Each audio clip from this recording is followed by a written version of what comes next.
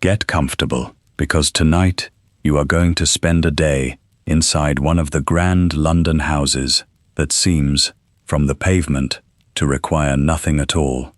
Its windows shine, a carriage pauses at the door, flowers stand in the drawing room, dinner appears, at precisely the proper hour, served on bright plate beneath steady lamplight. Guests enter wearing gloves, greet one another as though they have met by happy accident, and leave with the impression that the evening has unfolded as naturally as a well-made piece of music. That is the story the London season likes to tell about itself. You may have pictured a house like this as a place of leisure. Its mistress descends late, chooses a dress, receives a few visitors, and spends the evening among flowers and conversation. The work, if it is noticed at all, seems to belong somewhere else. It belongs in the kitchen, perhaps, or in the stable yard, or in the hands of servants who pass so quietly through a room that a guest hardly remembers seeing them. But that is not the house you are about to enter. The real house begins before its front door opens. It begins with coal ordered weeks before it is carried upstairs, with napkins counted and aired, with a fishmonger expected at a particular hour, with a cook who needs an answer before she can begin, and with a mistress who must remember which guest is fond of music, which one dislikes a crowded table, which one has recently returned from abroad, and which two should not be placed beside each other at dinner. Nothing in this house is effortless. Effortlessness is the final effect, and you are responsible for helping to produce it. Settle a little farther into your chair or pillow. Let the room around you become less important for a while. We are going back to London in the summer of 1896, when Parliament is sitting, the parks are full, and the social calendar has gathered speed.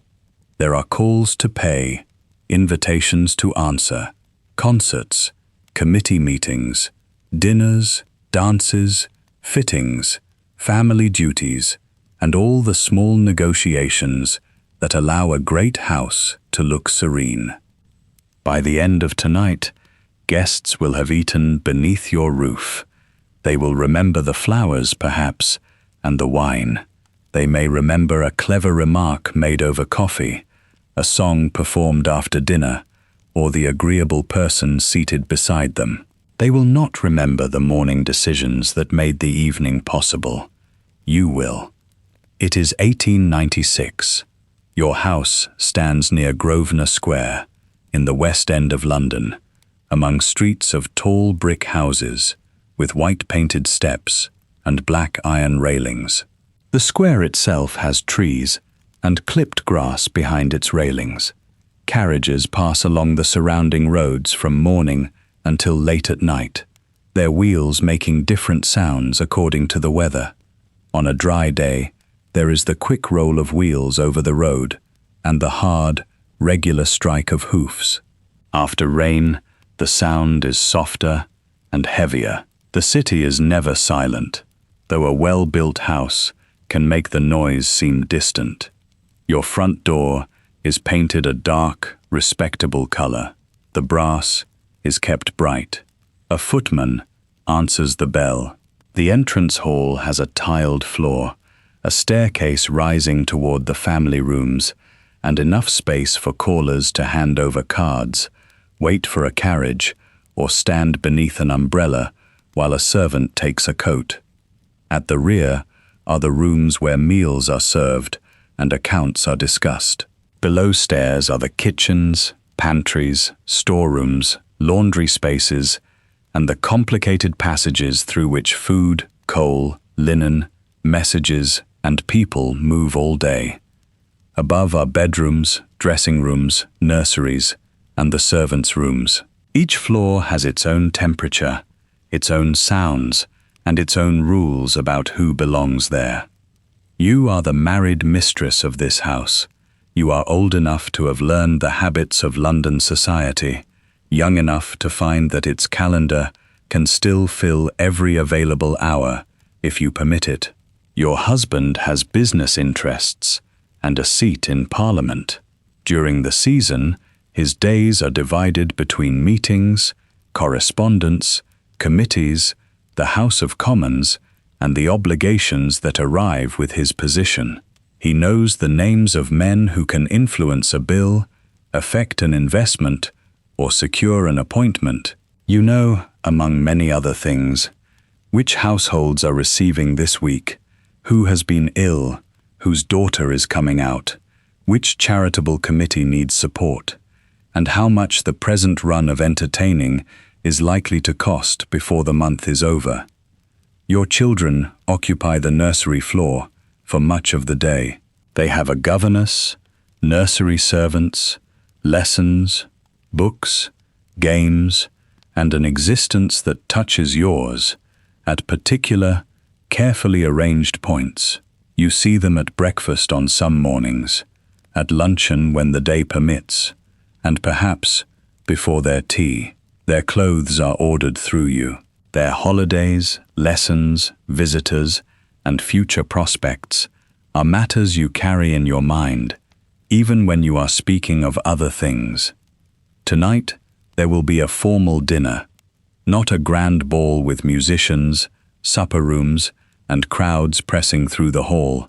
That would require a different scale of preparation. Tonight's event is smaller, which does not mean simple.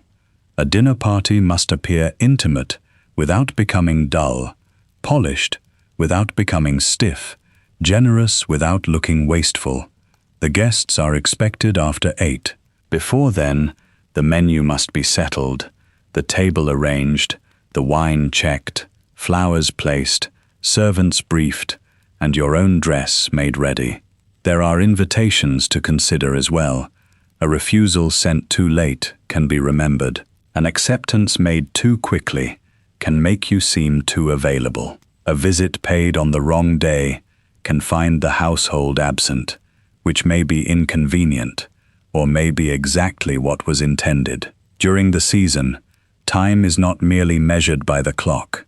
It is measured by when one is at home, who is in town, which dinner follows which afternoon call, and whether a carriage can get from one address to another without trapping its passengers in the evening crush.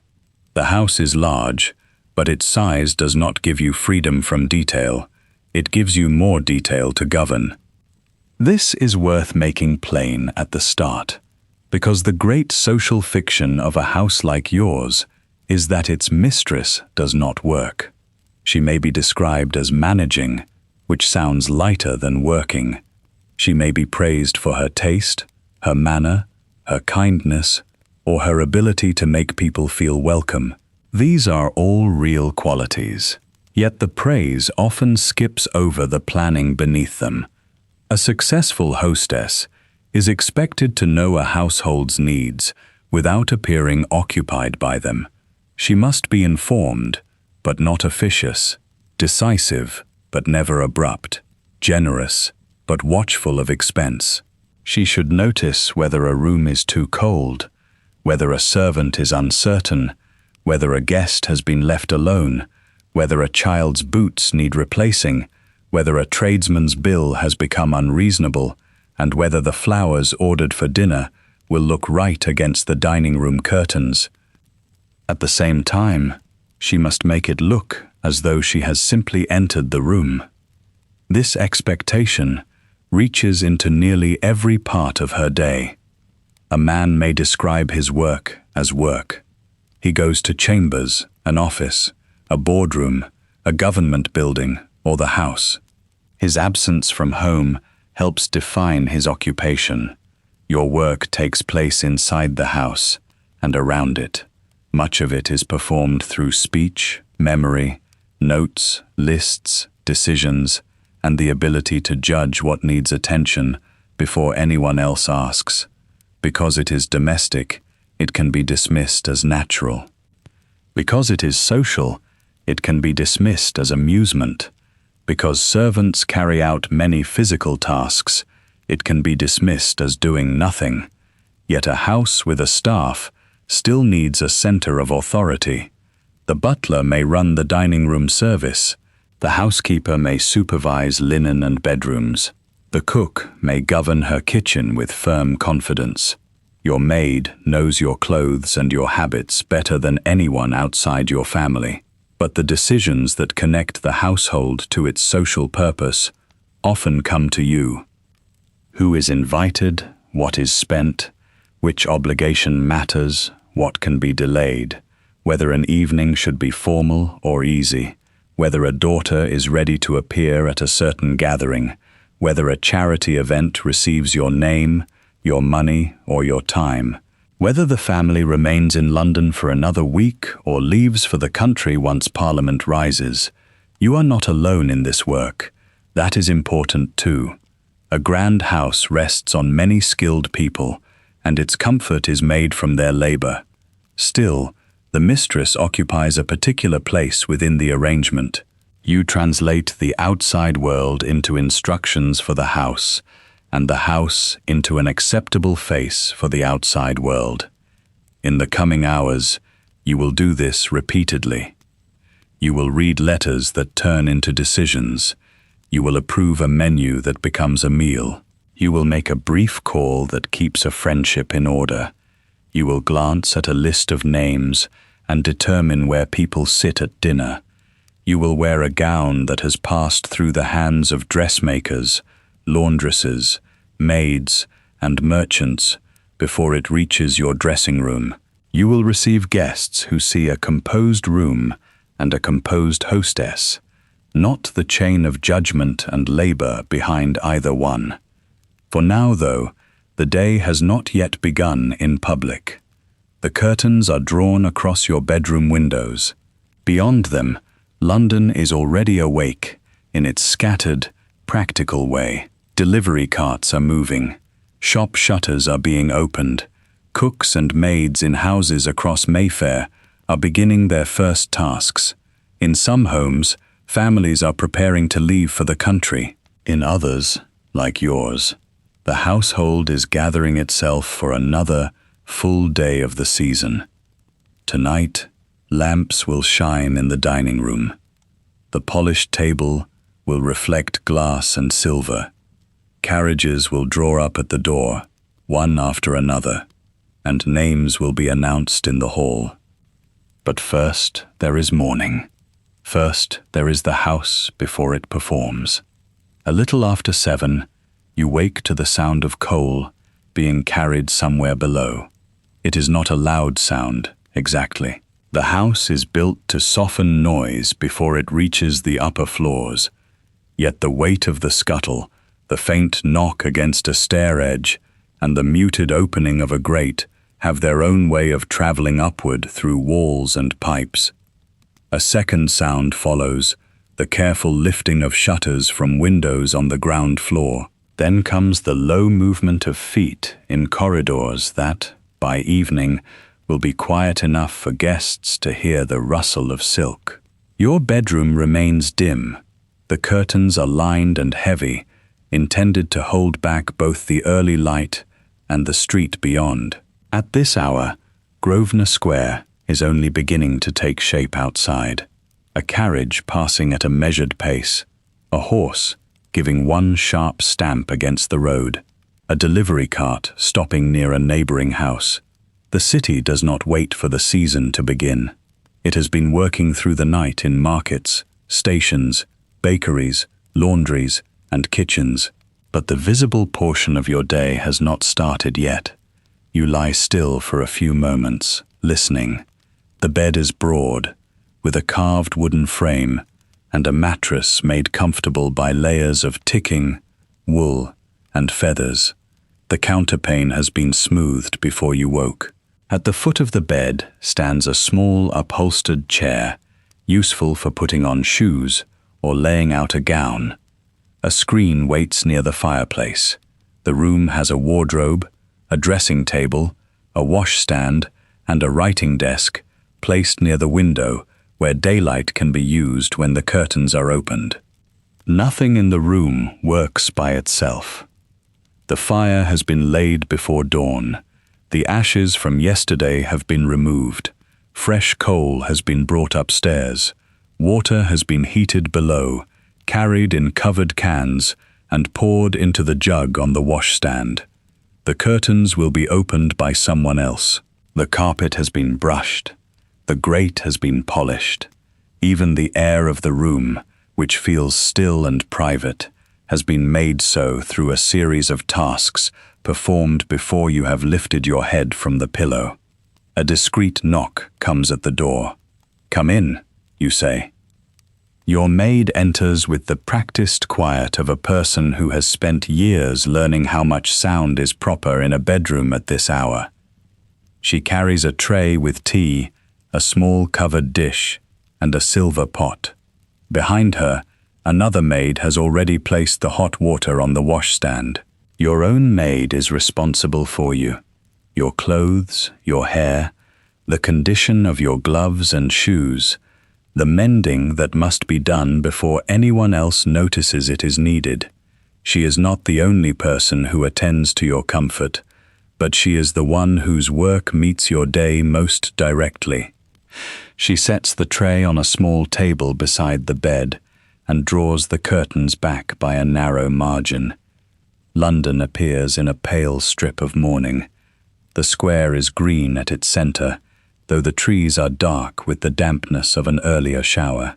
The facades opposite stand in an orderly row, pale stone and brick, each house presenting nearly the same calm front. Behind those fronts, maids are carrying trays, cooks are examining fish, nursery staff are dressing children, and butlers are receiving deliveries at side doors. Your maid pours the tea. It is strong, with a little milk. You take the cup in both hands and feel its warmth before drinking. Breakfast will come later, in the dining room, with newspapers, eggs, toast, and the first conversation with your husband. This tray is not breakfast in the full sense. It is a bridge between sleep and responsibility. The first letters have arrived. They rest beside the teapot in a neat bundle, tied with ribbon.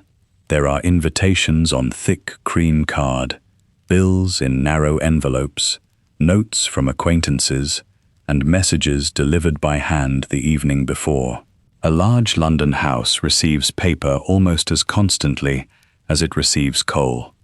A card requests a call.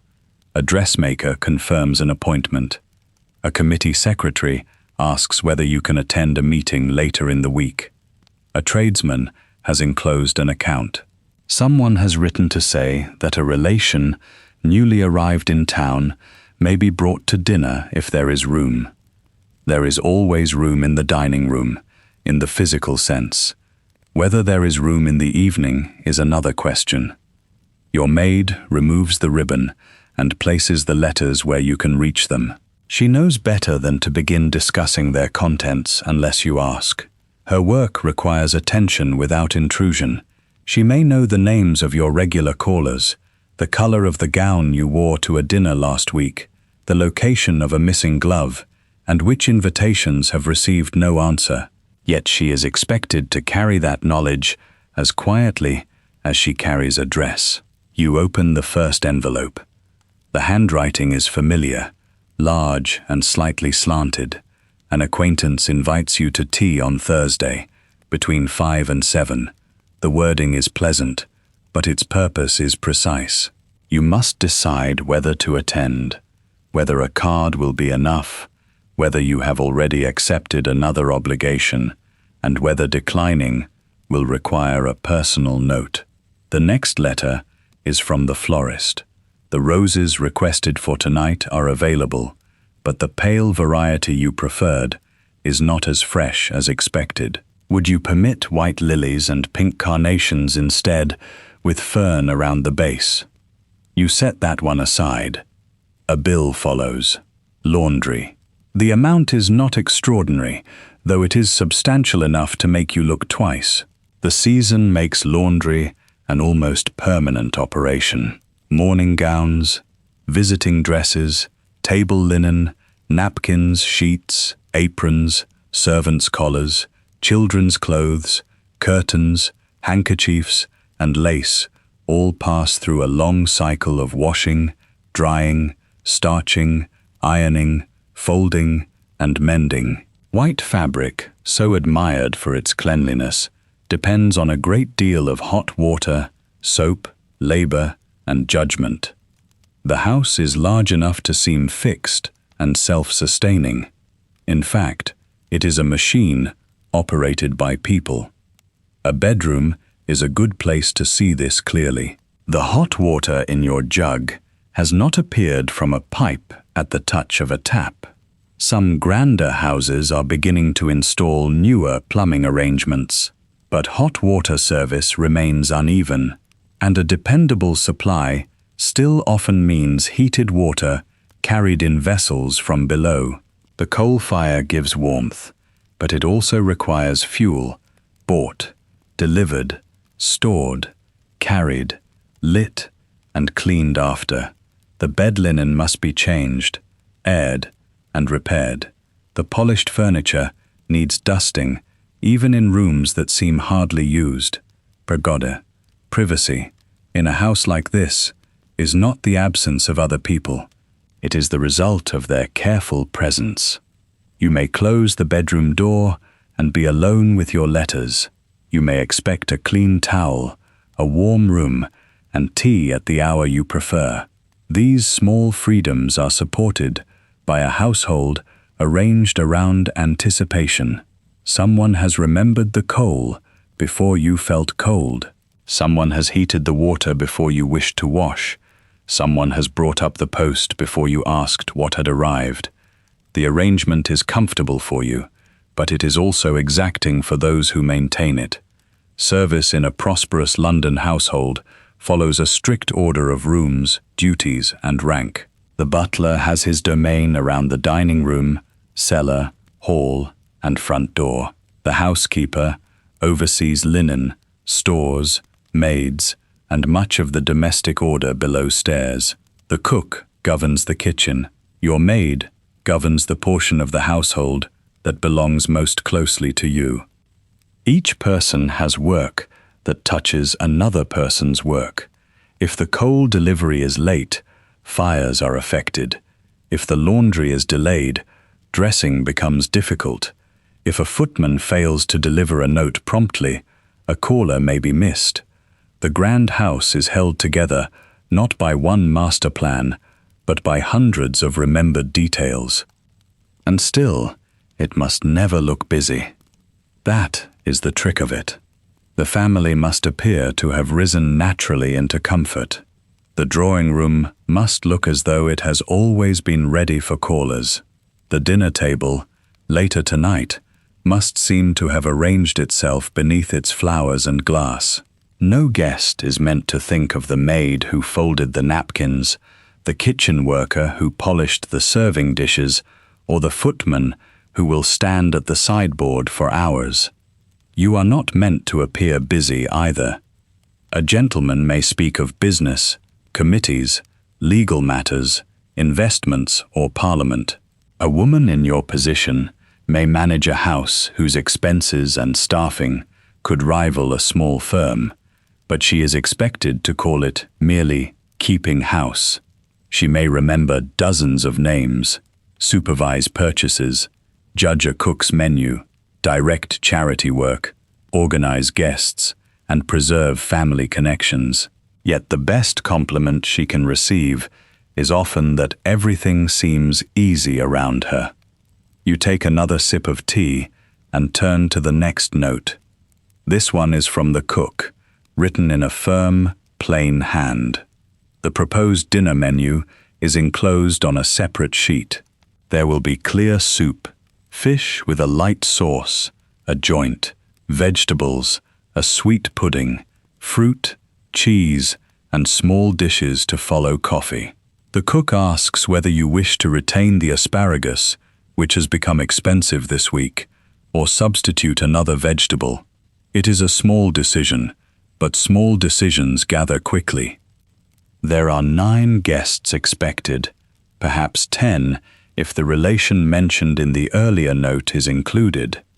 One guest is known to favor simple food.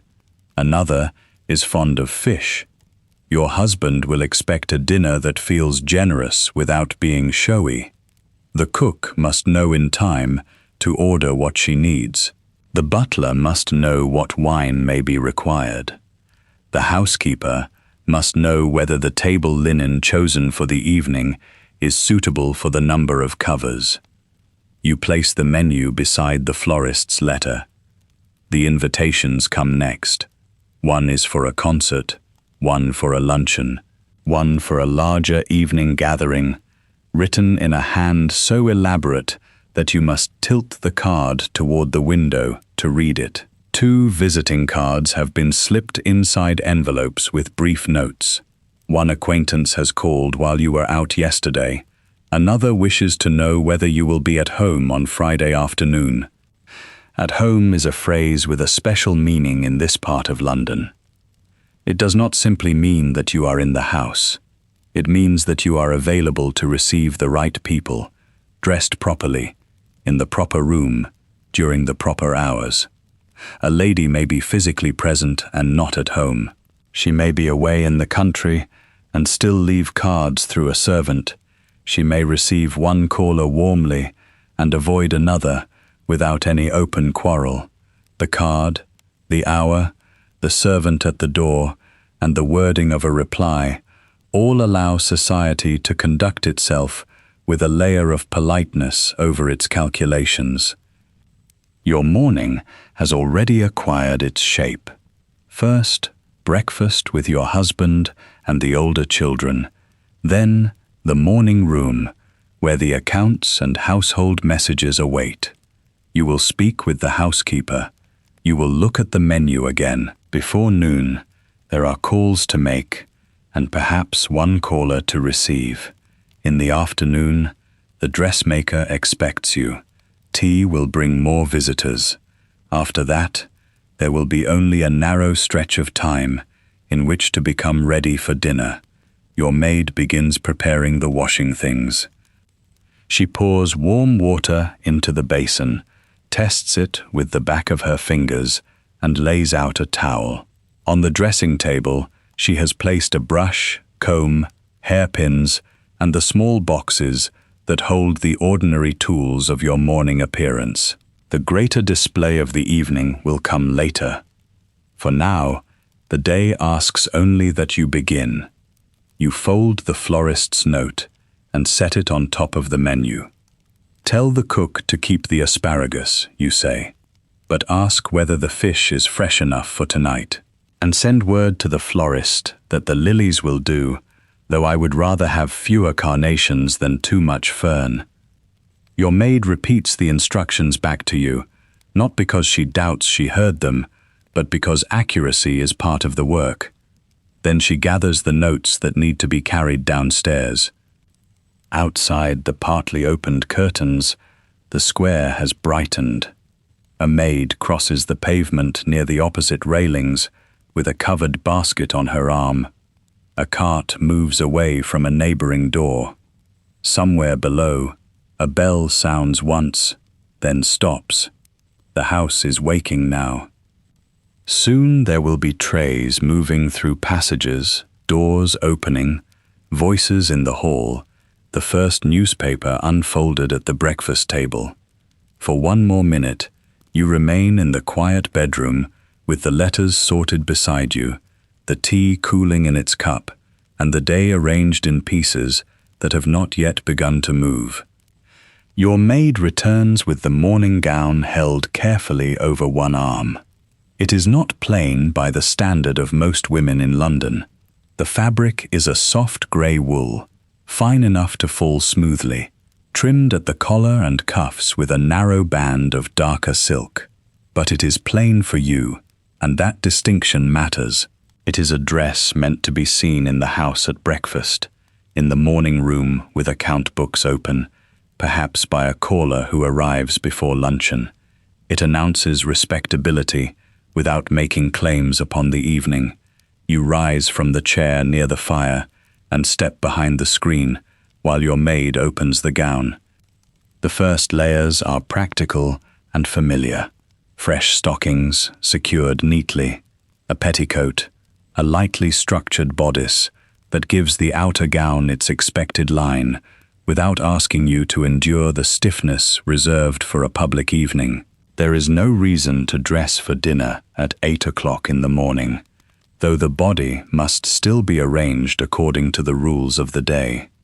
Your maid fastens the small buttons at the back of the gown with a button hook. She works from the waist upward, then smooths the fabric over your shoulders. Her fingers are quick.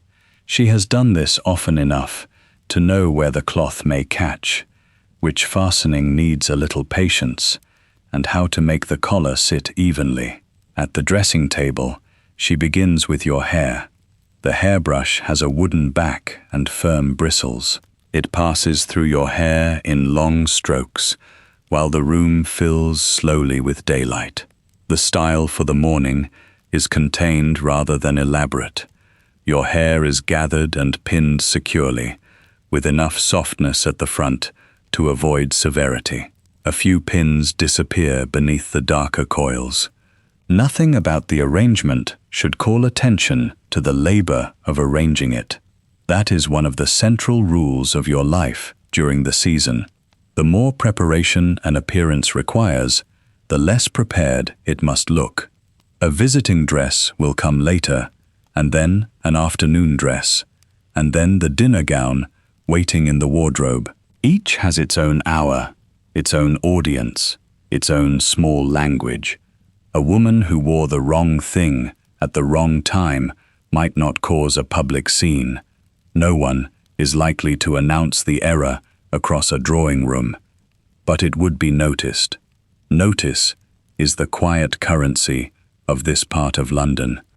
The morning gown says that you have risen properly, attended to your household, and do not expect to be admired before the proper hour. A visiting dress must withstand the closer view of another woman's drawing room, the narrow hall, the carriage step, and the exchange of cards. An afternoon gown may have more color, more trimming, more visible expense, especially if tea or callers are expected. Dinner dress belongs to rooms lit by lamps and candles, where silk, satin, beads and polished stones can do their work. Then there are wraps, hats, gloves, parasols, shoes, and the changing demands of weather. There are dresses for a concert, dresses for a garden party, dresses for travel, dresses for mourning, dresses for receiving visitors, and dresses for being one among many guests. A wardrobe is not merely a collection of pretty things. It is a calendar made of cloth. Your maid selects a pair of grey gloves and lays them beside a small brooch. The brooch is suitable for mourning, gold set with a modest pearl. It has enough presence to look finished, but not enough to suggest that you have mistaken breakfast for a dinner party. The number of garments owned by a woman in your position can appear absurd from a distance. Yet each garment answers a practical demand created by social life. London soot marks pale hems. Rain catches skirts as a woman crosses from carriage to doorstep. A dress worn repeatedly in the same company becomes recognizable. Sleeves are altered as fashion changes. Bodices are remade. Silk fades where it meets the light. Buttons loosen. Lace must be washed, dried, repaired, and stored with care. Even the grandest gown has a working life beneath its surface. A dressmaker may cut and fit the principal gown, but many hands contribute before it reaches your wardrobe. There are seamstresses who stitch long seams, press pleats, attach braid, finish linings, and mend worn edges. Milliners shape hats and secure feathers, ribbons and veiling. Glovers work with fine leather that must fit close to the hand. Laundresses soak, scrub, starch, iron, and fold the white things that make an outfit appear fresh: collars, cuffs, handkerchiefs, underskirts, and fine linen. Laundry alone is a substantial branch of household expense. The large pieces leave the house in bundles or are handled in a laundry room far from the drawing room, where steam, soap, hot water, and heavy irons turn a week's use back into order.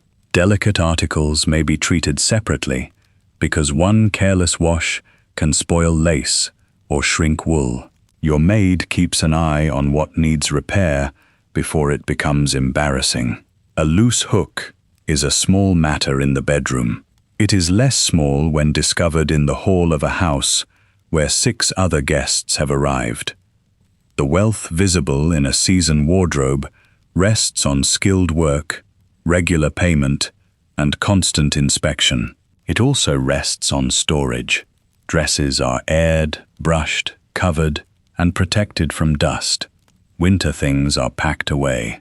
A gown that cost a considerable sum may be altered rather than discarded, its skirt reshaped, its trimming replaced, its bodice adjusted to follow a new line of fashion. Fashion moves quickly enough to make waste tempting, but household accounts encourage another habit. A capable mistress knows which pieces can be renewed, which can be passed down, and which have served their purpose. Your maid opens the wardrobe door and examines the dresses hanging within their covers. There is the dark blue visiting dress you wore last week. It is still suitable, though perhaps not for the same circle of callers. Beside it hangs a lighter gown with a fitted jacket, intended for the carriage and the dressmaker's rooms. Lower down is a walking skirt made to clear the pavement more easily than the longer skirts worn indoors.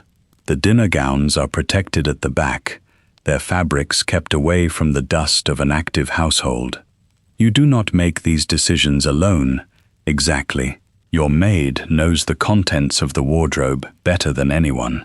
She remembers what was worn, what was admired, what needs attention, and what has been delayed at the dressmaker's. But the final judgment belongs to you. Clothing is one more area in which your authority is expected to be quiet, immediate, and correct. She brings the grey gloves to you. "You will want the blue for calls, I think," she says. You glance at the window. If the rain holds off, it has brightened. That is enough to make you cross the room. The curtains are drawn farther back now. Beyond the glass, Grosvenor Square is moving into its daytime shape. The trees carry a soft green haze. The pavement is still damp in places, and the road bears the marks of wheels and hooves from the early traffic. A delivery cart waits near a door across the square. A nursemaid in a dark dress pushes a perambulator along the railings. Farther away, a carriage turns toward one of the larger streets, its wheels making a low, steady sound on the road. The sky is undecided. There is a pale stretch of blue between drifting clouds, but the air has the look of rain returning later. A closed brougham would be sensible for the morning calls, especially if you must carry parcels home from the dressmaker. The landau is more open, more pleasant in settled weather, and more useful when being seen is part of the purpose of going out. Today, you will not need an open carriage. The calls are formal, the streets are damp, and there is a fitting to attend before luncheon. You turn from the window. "The brougham at 11, you say, "and the blue cloth cape, not the lighter one." Your maid nods. The instruction will travel downstairs. It may go first through a footman, then to the coachman, who will know which horse is required, and when the carriage must wait at the door. By 11, the brougham will be polished, the harness checked, and the step set down at precisely the moment you are ready to leave. A grand London house is full of such messages. A woman speaks in a bedroom, and a carriage appears at the front door. A note is placed on a tray, and flowers arrive in the drawing room. A question about fish reaches the kitchen, where the cook adjusts a plan, already taking shape among pans, knives, and covered dishes. The smoothness is impressive, because it is never accidental. Your maid places the brooch at your throat and closes its fastening. Then she hands you a small hand mirror. You inspect the hair at the back of your head, the line of the collar, the fall of the gown. It will do. That phrase, simple as it is, governs much of the day. The flowers will do. The silver will do. The carriage will do. The guest list will do. If one person does not send regrets at the last minute. The business of a house like this is not to create perfection from nothing. It is to make enough decisions, early enough, that imperfections remain private. A light knock comes at the door. It is not your maid returning from an errand. She is still standing beside the dressing table. The sound has the particular hesitation of someone who has been told not to interrupt unless necessary. "Come in," you say. A parlour-maid enters with a folded note on a small salver. She curtsies, waits while you take it, and withdraws without lifting her eyes beyond the proper point. The note is from the cook. The handwriting is firm and slightly slanted. The cook has sent a revised list for dinner, along with a question that cannot be settled without you. The fishmonger has promised turbot, if the delivery arrives as expected. There is also a suggestion for a second sweet, made with early strawberries. One of the guests, the cook reminds you, is known to prefer a plain pudding to anything too rich. You read the note twice. Tonight's meal must satisfy several different purposes at once. It must be generous, without looking excessive. It must suit the season, the company, the reputation of the house, and the limits of the pantry.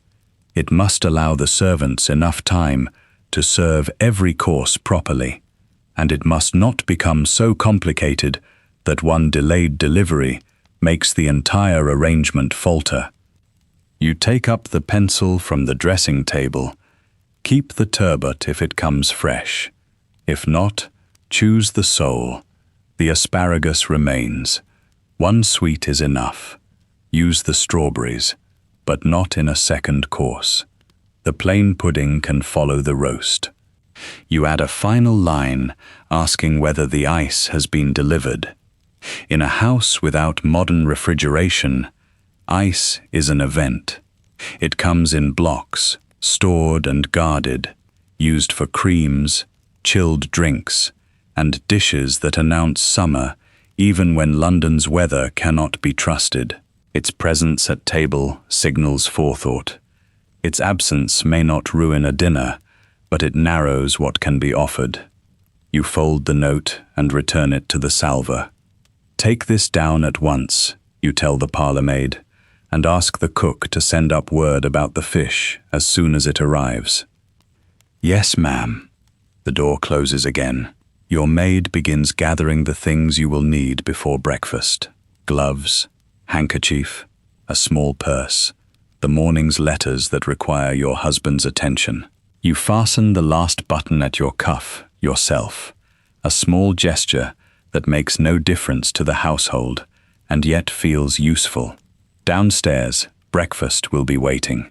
The newspapers will have been placed beside the proper chair. The coffee will be poured at the right moment. The children may be brought down, depending on their lessons and the governess's plan. Your husband will have questions about the evening, perhaps about the guests, perhaps about a letter he has not yet read. The butler will have messages. The housekeeper may be waiting for a decision about linen or plate. You take one last look at the room. The bed has already been smoothed. The washing things have vanished from view. The fire burns low and steady behind its guard. Nothing in the chamber reveals the notes, instructions, calculations, and small judgments that have passed through it since you woke. Then you leave it in your grey morning gown, ready to appear as though the day has simply opened before you. The dining room is brighter than the passage outside it, though the morning has not yet found much warmth. 2 tall windows face the square. Their curtains have been drawn back, and the pale light catches on the polished edge of the sideboard, the silver coffee pot, and the rims of the cups arranged near your husband's place. A fire has been laid, but it is not blazing. In June, a London house still keeps a little fire in the principal rooms when the day is damp, more for comfort and appearance than for heat.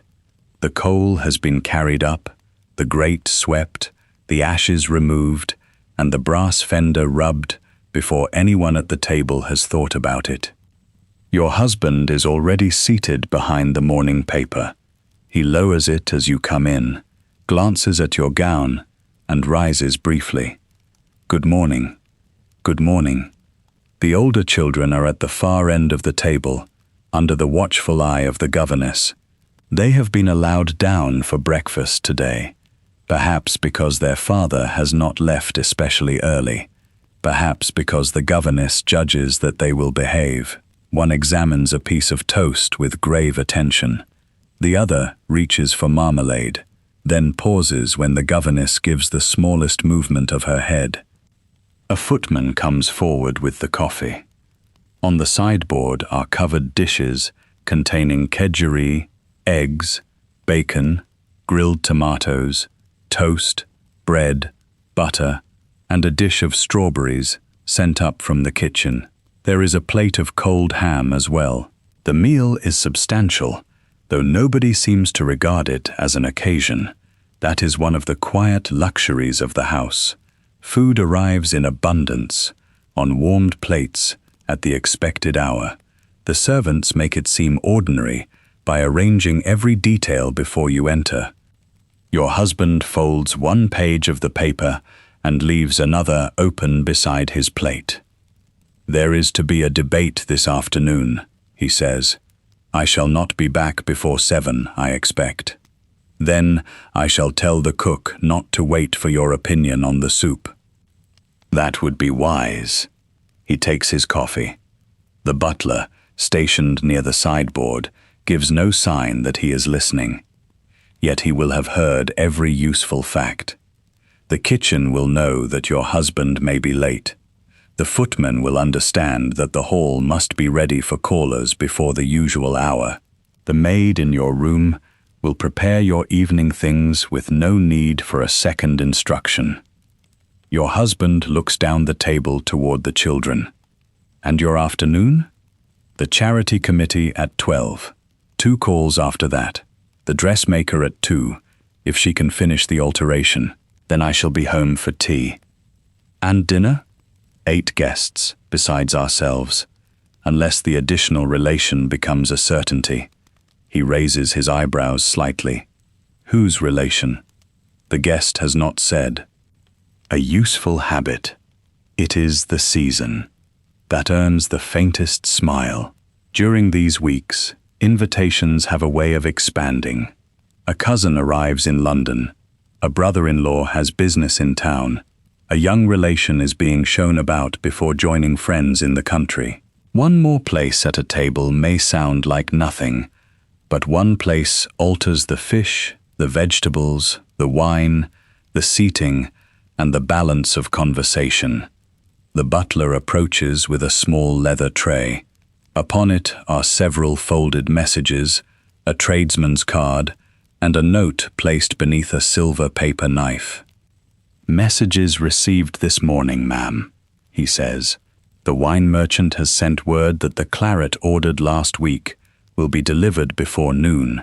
The florist asks whether the pale roses are still desired for the dining table, and the fishmonger has called regarding the turbot. The turbot? He says the larger fish has not come in, ma'am. He can send 2 smaller ones, or sole. You think of the menu waiting in the kitchen: soup, fish, a small course of cutlets, peas, new potatoes. A cold sweet, fruit, cheese, coffee. The difference between turbot and sole is not merely a difference on the plate. Turbot has presence. It fills a large dish handsomely, takes a sauce well, and lets the cook serve a table without appearing to economize. Sole is excellent, but it is lighter, smaller, and more easily recognized as a substitution. Tell him to send the 2 smaller fish, you say, and ask the cook whether she would prefer them served together or separately. Yes, ma'am. The roses may come, but fewer than first ordered. Use the white lilies from the conservatory with them, if they are fit. Yes, ma'am. And the claret. The cases will arrive before 12. Have them brought in by the area entrance. I do not want the delivery at the front when callers are expected. The butler inclines his head. He makes no note in your presence, though the message will be carried downstairs in the exact words required. In a well-run house, a butler does not need to ask whether the wine should be taken to the cellar, checked against the order, or entered in the book. Those things are already part of the work. What he requires from you is judgment. Is this a dinner that calls for more wine? Should the florist spend more of your money on flowers than the table needs? Is the fish sufficiently good for the people who will eat it? The children are finishing their breakfast. The governess rises, and both children follow her example. There are small goodbyes, a kiss offered to you, another to their father, then a procession away through the door and into the schoolroom part of the day. The governess will oversee French, arithmetic, reading, writing, music practice, and perhaps a walk if the weather holds. She will determine when a lesson needs firmness and when a child is simply tired. You will see the results later, usually in the form of a copybook, a report, a question about an outing, or a brief appearance before tea.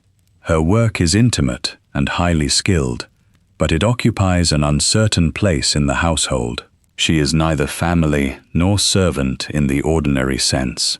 She eats apart from the principal servants, but she does not belong at the dinner table. She has education and responsibility, yet limited authority beyond the nursery and schoolroom. Her salary is respectable for a woman who must earn one, but it also reflects how narrow the respectable choices can be. For you, the arrangement carries its own responsibility. You have entrusted the children's daily education to another woman. You must judge her competence, keep her reasonably content, and make certain that the household does not treat her as an inconvenience lodged between 2 worlds. That, too, is a form of management that cannot be entered neatly in an account book. Your husband turns another page of his newspaper. Will you go to the committee? I said I would. Even with dinner tonight? Especially with dinner tonight. Half the committee will be here somewhere this evening, if not at our table, then at somebody else's. He nods. Public duty in London often moves through drawing rooms, committee rooms, subscription lists, and private letters. A charity may have a respectable office and a printed annual report, but it relies just as much on women remembering who promised a donation, which family has taken an interest, and where a request for support may be made without embarrassment. Your own name on a committee does not mean you spend the morning distributing parcels or keeping the charity's books.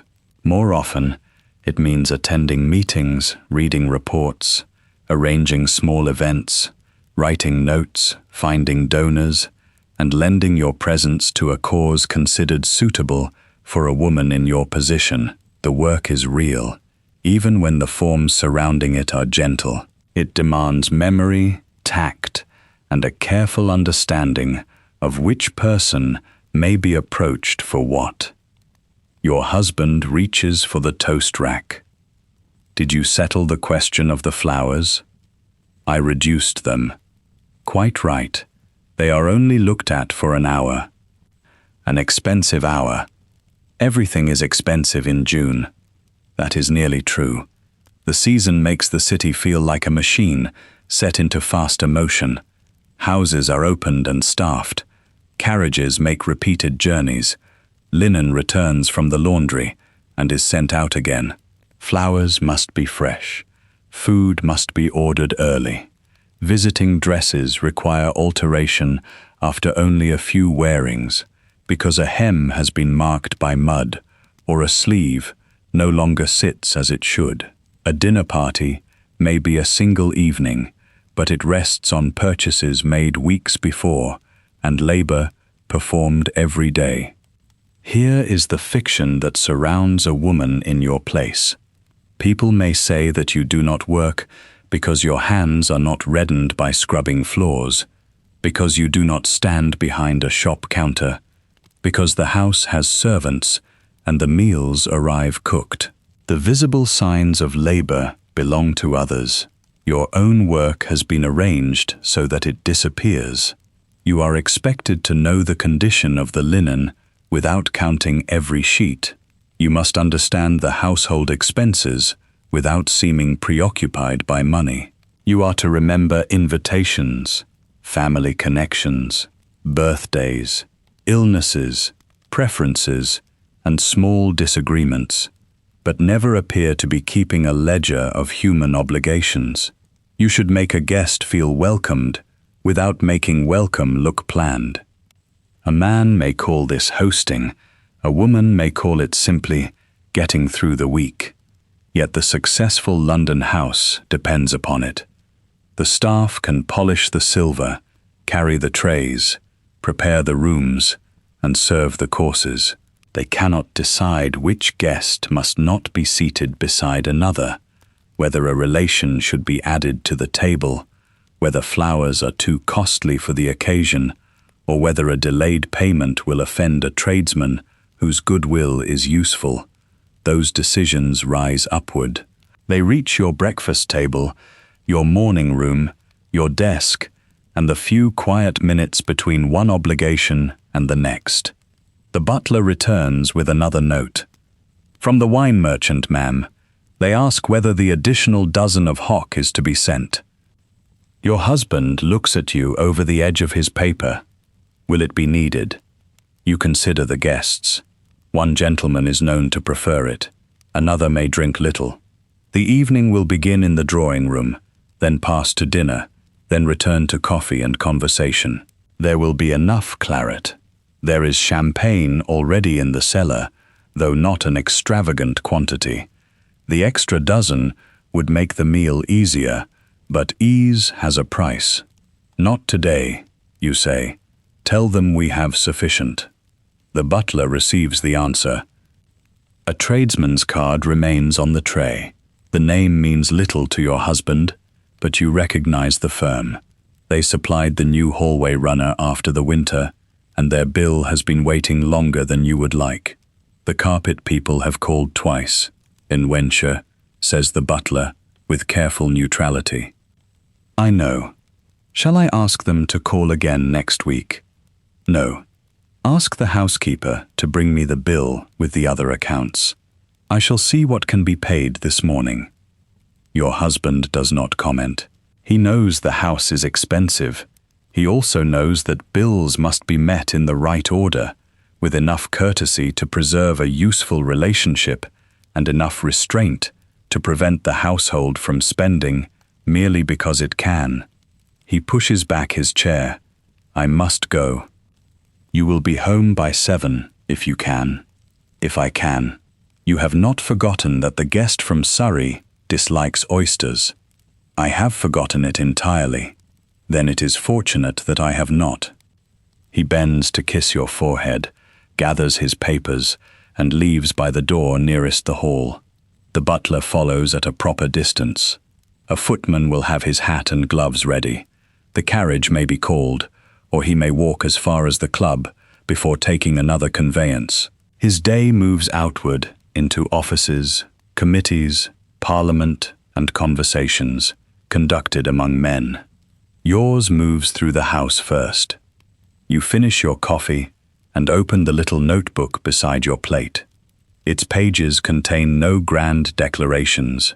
There are names, times, errands, reminders, quantities, and questions.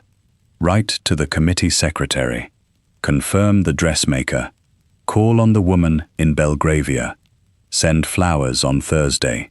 Ask the cook about the sole. Review the carpet bill. Speak to the housekeeper about napkins. Count the places at dinner again. You add the possible additional guest in the margin, leaving a small question mark beside it. Then you close the notebook and slip it into your handbag. At once, the house begins to answer you. Somewhere below stairs, the cook is told about the fish. In the hall, a footman receives instructions concerning deliveries. The florist's order changes before the flowers have left the shop. The housekeeper is sent for. The wine merchant is given a polite refusal. A maid begins to clear the breakfast things, removing cups, crumbs, papers, and plates, until the table looks as though no decisions have been made there at all. You rise from your chair with your list in hand. By noon, the morning room will be covered with bills and invitations. Before then, there are accounts to examine, messages to send, and a household waiting for its next direction. The morning room faces the square, though at this hour there is little point in looking out. The glass reflects more of the room than of the street.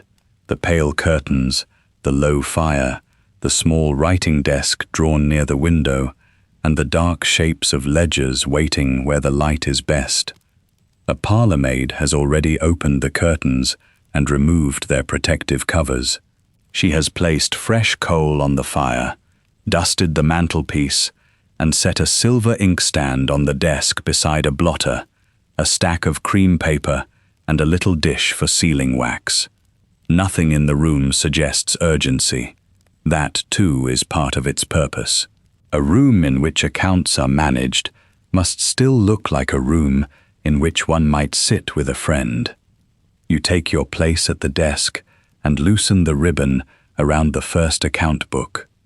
The household books are thick, ruled volumes with marbled covers.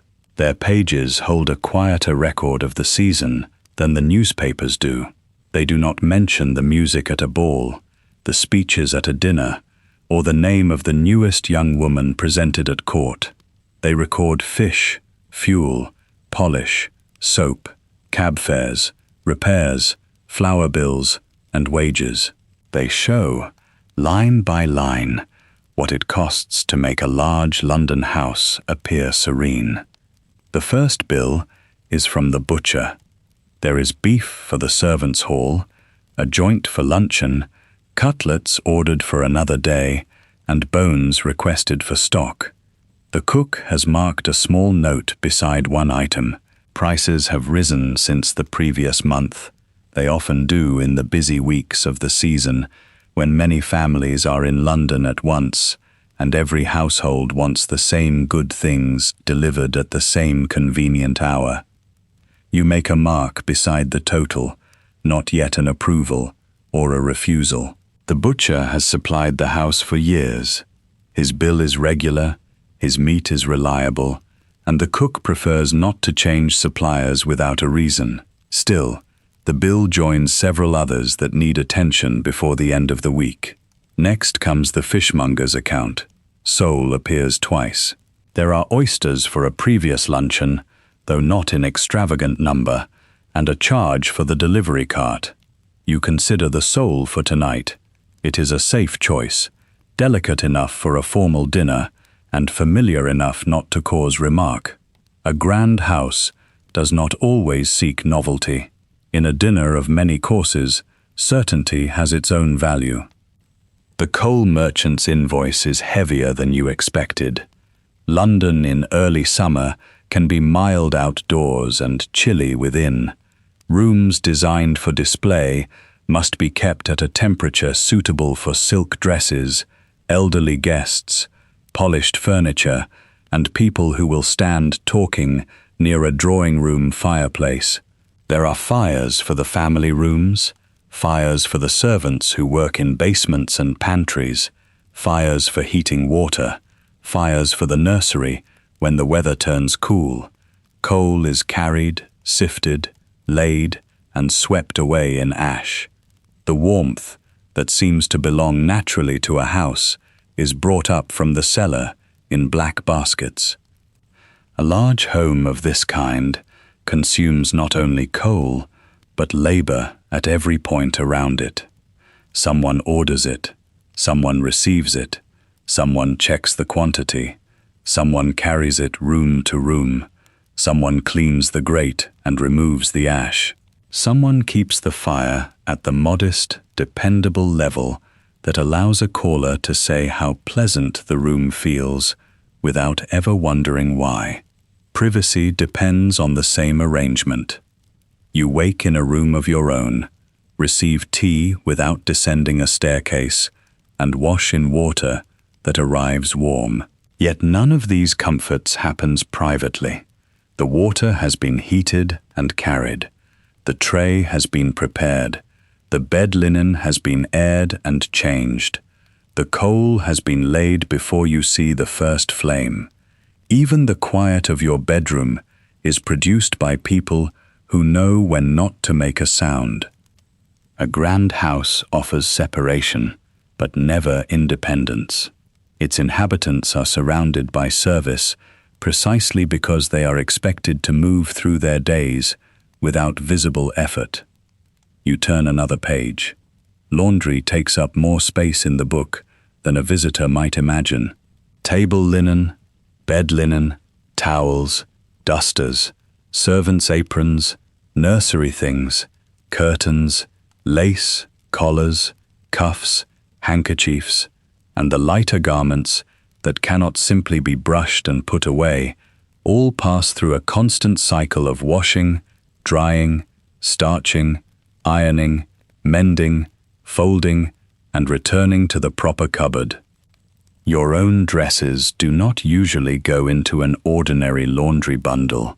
Fine silk, delicate trim, and elaborate bodices need the attention of your maid, a specialist cleaner, or a dressmaker's workroom.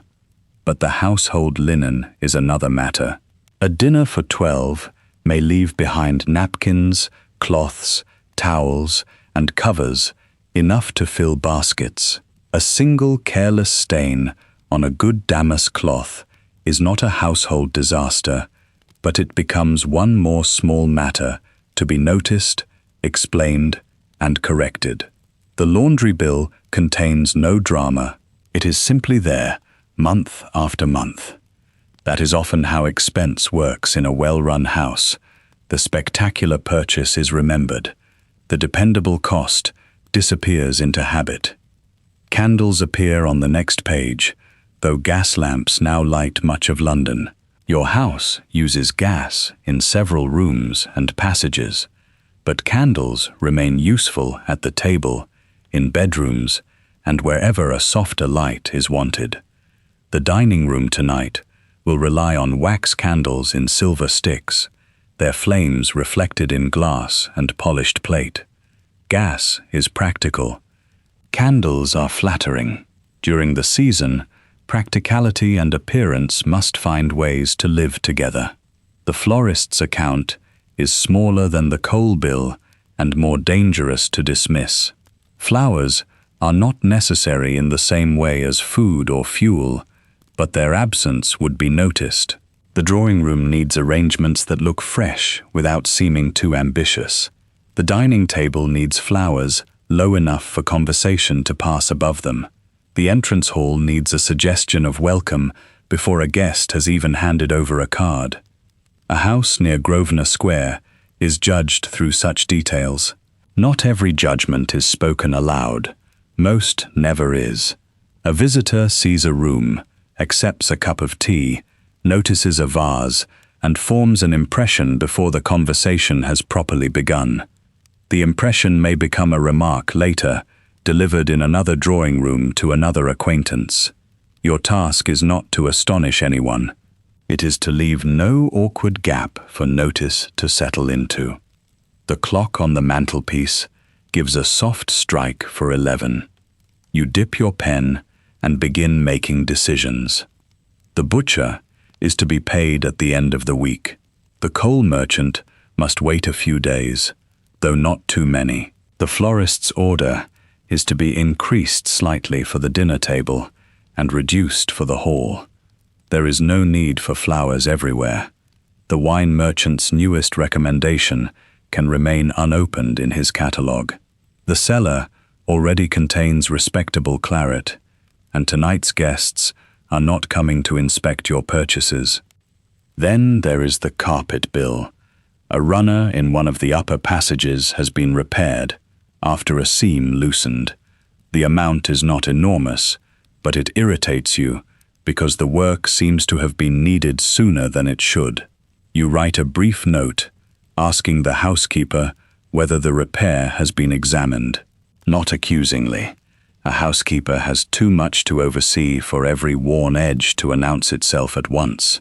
Still, a question placed on paper has a way of making itself remembered. The figures in these books are not merely figures, they are judgments about timing. A bill paid promptly can maintain a useful relationship.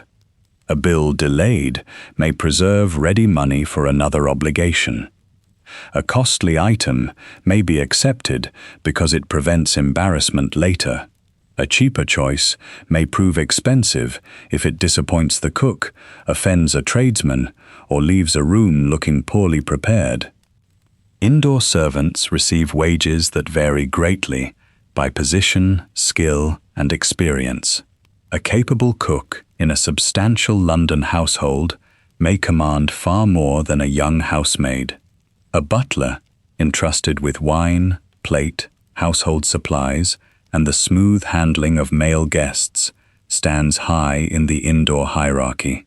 A lady's maid has particular knowledge of clothing, hair, packing, and personal habits. The housekeeper oversees stores, linen, women servants, and a part of the domestic world that must run accurately whether or not you inspect it that day. The wages themselves are only part of the cost. There is food in the servants' hall, uniforms or clothing allowances in some posts, coal used in staff rooms, soap, medical attention when required, and the steady replacement of small objects worn down through use. A household may employ a dozen people, or considerably more, depending on the size of the house and the habits of the family. For many workers, a place in such a home offers regular meals and a roof, as well as wages. For the family upstairs, it offers the possibility of a life arranged around public duty, social obligation, and comfort. Neither side experiences the house in the same way. You have authority here, but it is an authority exercised through other people's knowledge. The cook knows the condition of the market. The butler knows which wine has been moved and which glasses need replacing. The housekeeper knows how many pairs of sheets are in repair and whether the pantry shelves are properly stocked. Your role is not to know every detail before they do. It is to listen well enough, decide clearly enough, and remember enough that the whole machine keeps its shape. A discreet knock sounds at the door. The housekeeper enters in a dark dress and clean white cap, carrying a small notebook of her own. She is neither hurried nor hesitant. Her manner has the settled precision of someone who has spent years moving between rooms where everything matters. You invite her to sit, though she chooses the edge of a chair rather than settling fully into it. First come the napkins. The dinner party has become 13 rather than 12, if the additional relation arrives as expected. 13 is an inconvenient number, not because the household believes in bad luck, but because the table arrangement, place settings, and service have been planned for 12. There are enough napkins, of course. There are always enough napkins. The question is whether the best damask cloth should be used, and whether the silver should include an extra place setting from the cabinet. You decide that it should. A dinner is not the moment to reveal that a change has caused trouble. The table will be laid for 13 as though it had been designed that way from the beginning. The housekeeper then mentions the stores. Sugar is lower than she would like. Preserves need replenishing. The supply of good table candles should be ordered before the weekend. There is also a question about the linen for the guest room. One of your husband's cousins may come to London next week, though no firm date has been given. You make another note. She asks about flowers for the dining room. The florist has suggested tall arrangements. You picture them at once, rising between guests and forcing everyone to lean sideways to speak. No, lower bowls, you say, with more green and fewer pale blooms. The room should look full, not crowded. The housekeeper records this without comment. Before she leaves, you ask about the carpet runner. Her expression changes only slightly. The repair has been checked, she says. The tradesman promises it will hold. She has also arranged for the hall floor to be polished before the first guests arrive. That is satisfactory. You tell her so. By the time she has gone, the desk is less covered than before. Several bills are stacked for payment. Others wait under a paperweight. Notes have been drafted for the florist, the dressmaker, and the committee secretary. The dinner list has been amended once more. Downstairs, the instructions will become movement. A footman will carry a message. A maid will count napkins.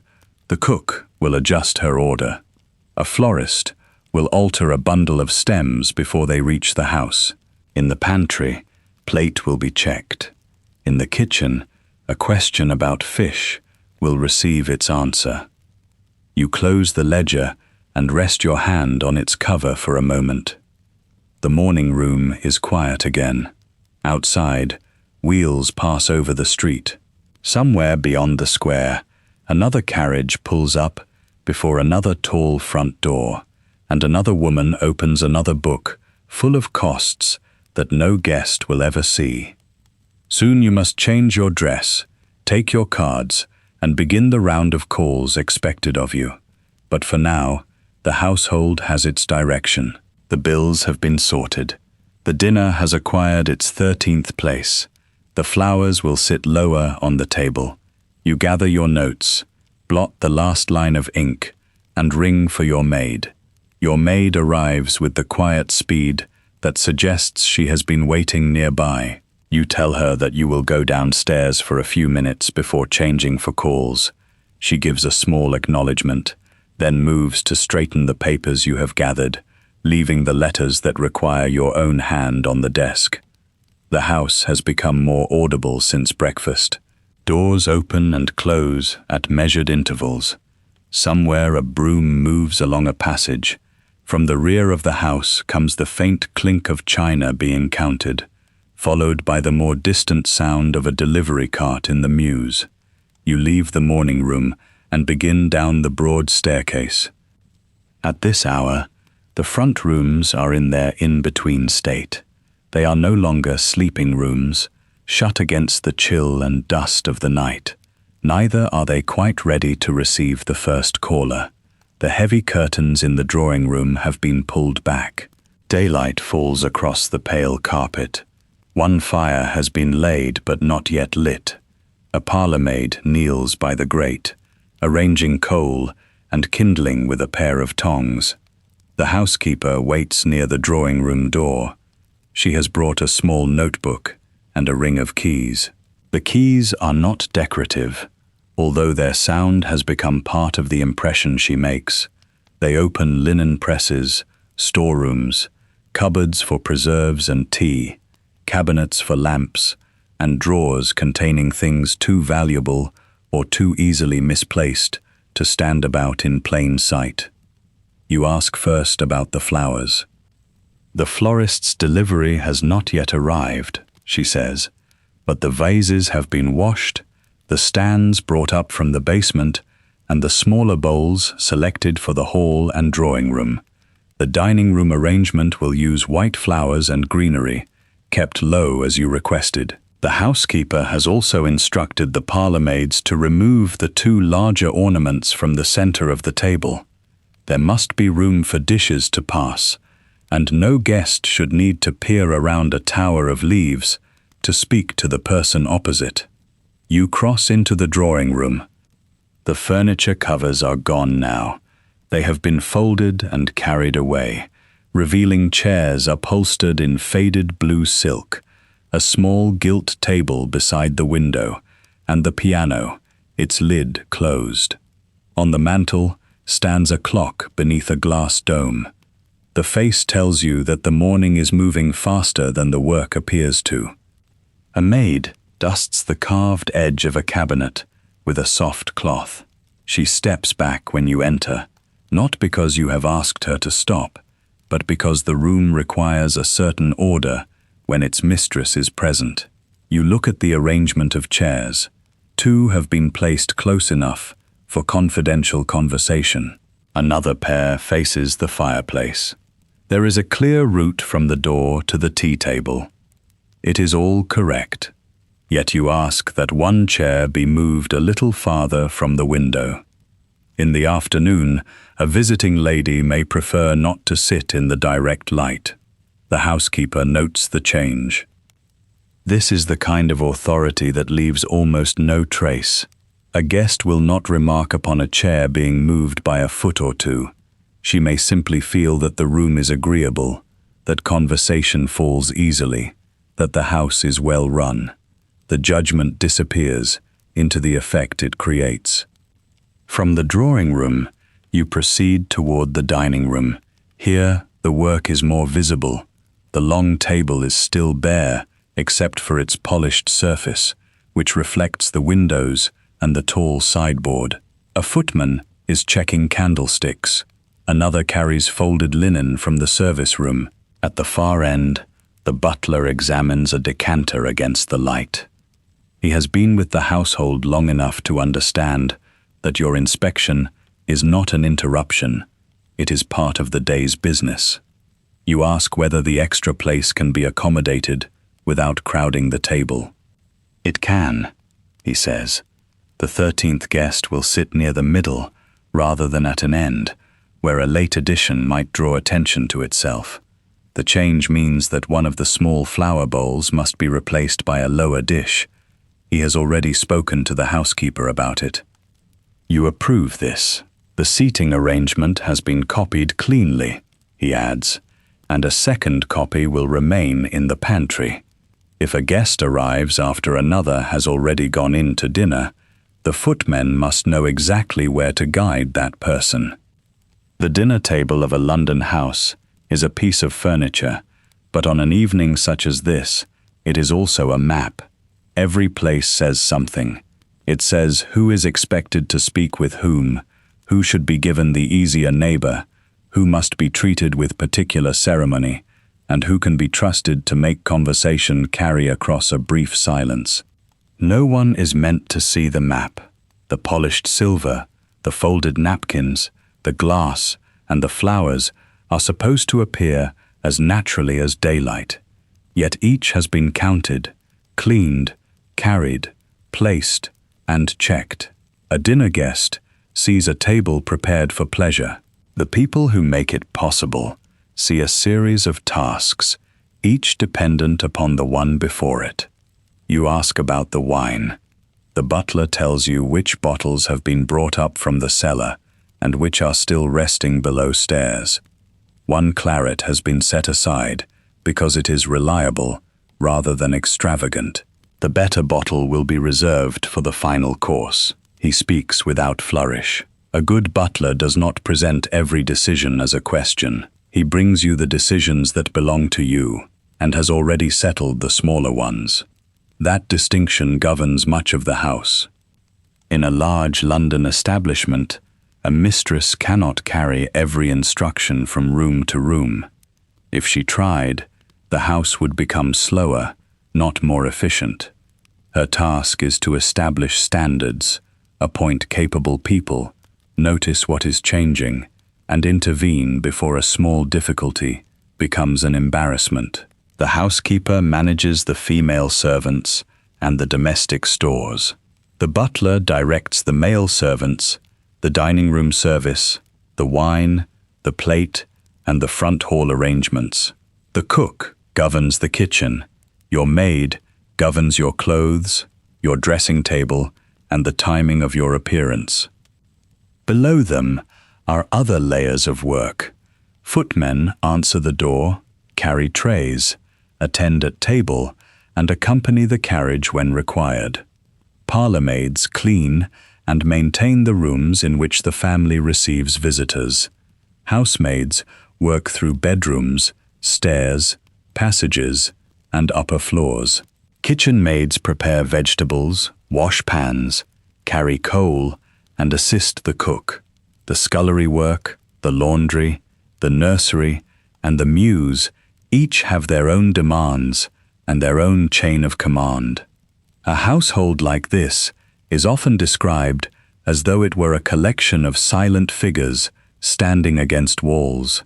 It is better understood as a small institution, with supplies arriving daily, wages paid at regular intervals, rules about food, fuel, breakages, visitors, uniforms, and time. It is held together by memory and routine, but also by paper, lists, inventories, account books, notes sent up and down stairs. Your own power is real, though it has limits. You decide the tone of the house. You can make a new servant's position secure or impossible. You can insist on economy, or create expense with a single invitation. You can determine whether the cook's careful work is praised, whether the drawing room feels formal or welcoming, whether a guest receives attention or is permitted to feel forgotten. Yet the world outside does not usually call this management. It calls it keeping house, as though the phrase explains nothing and requires little skill. You have no office with clerks waiting beyond the door. There is no public record of the afternoon when you remember that the fishmonger must be paid before the next delivery, or the moment when you place two people together at dinner because they will help one another through the evening. Much of your work is made invisible by its success. If nobody notices, it has gone well. The housekeeper leads you farther along the passage to inspect the hall. The runner has been brushed. The brass on the stair rail catches the light. By the front door, the salver for calling cards has been placed on a narrow table. An umbrella stand waits beside it, though the day has brightened and rain seems unlikely for the moment. You look toward the high ceiling and the curved stair rising above you. The hall is designed to make an immediate statement.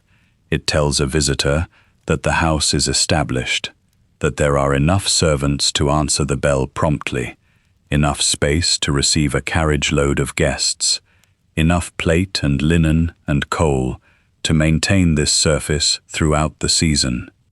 It also tells the servants where they must be alert. The first ring at the front door changes the entire house. A footman must be ready. The maid in the drawing room must know whether to bring tea. The mistress must either be at home or have left the proper card in place.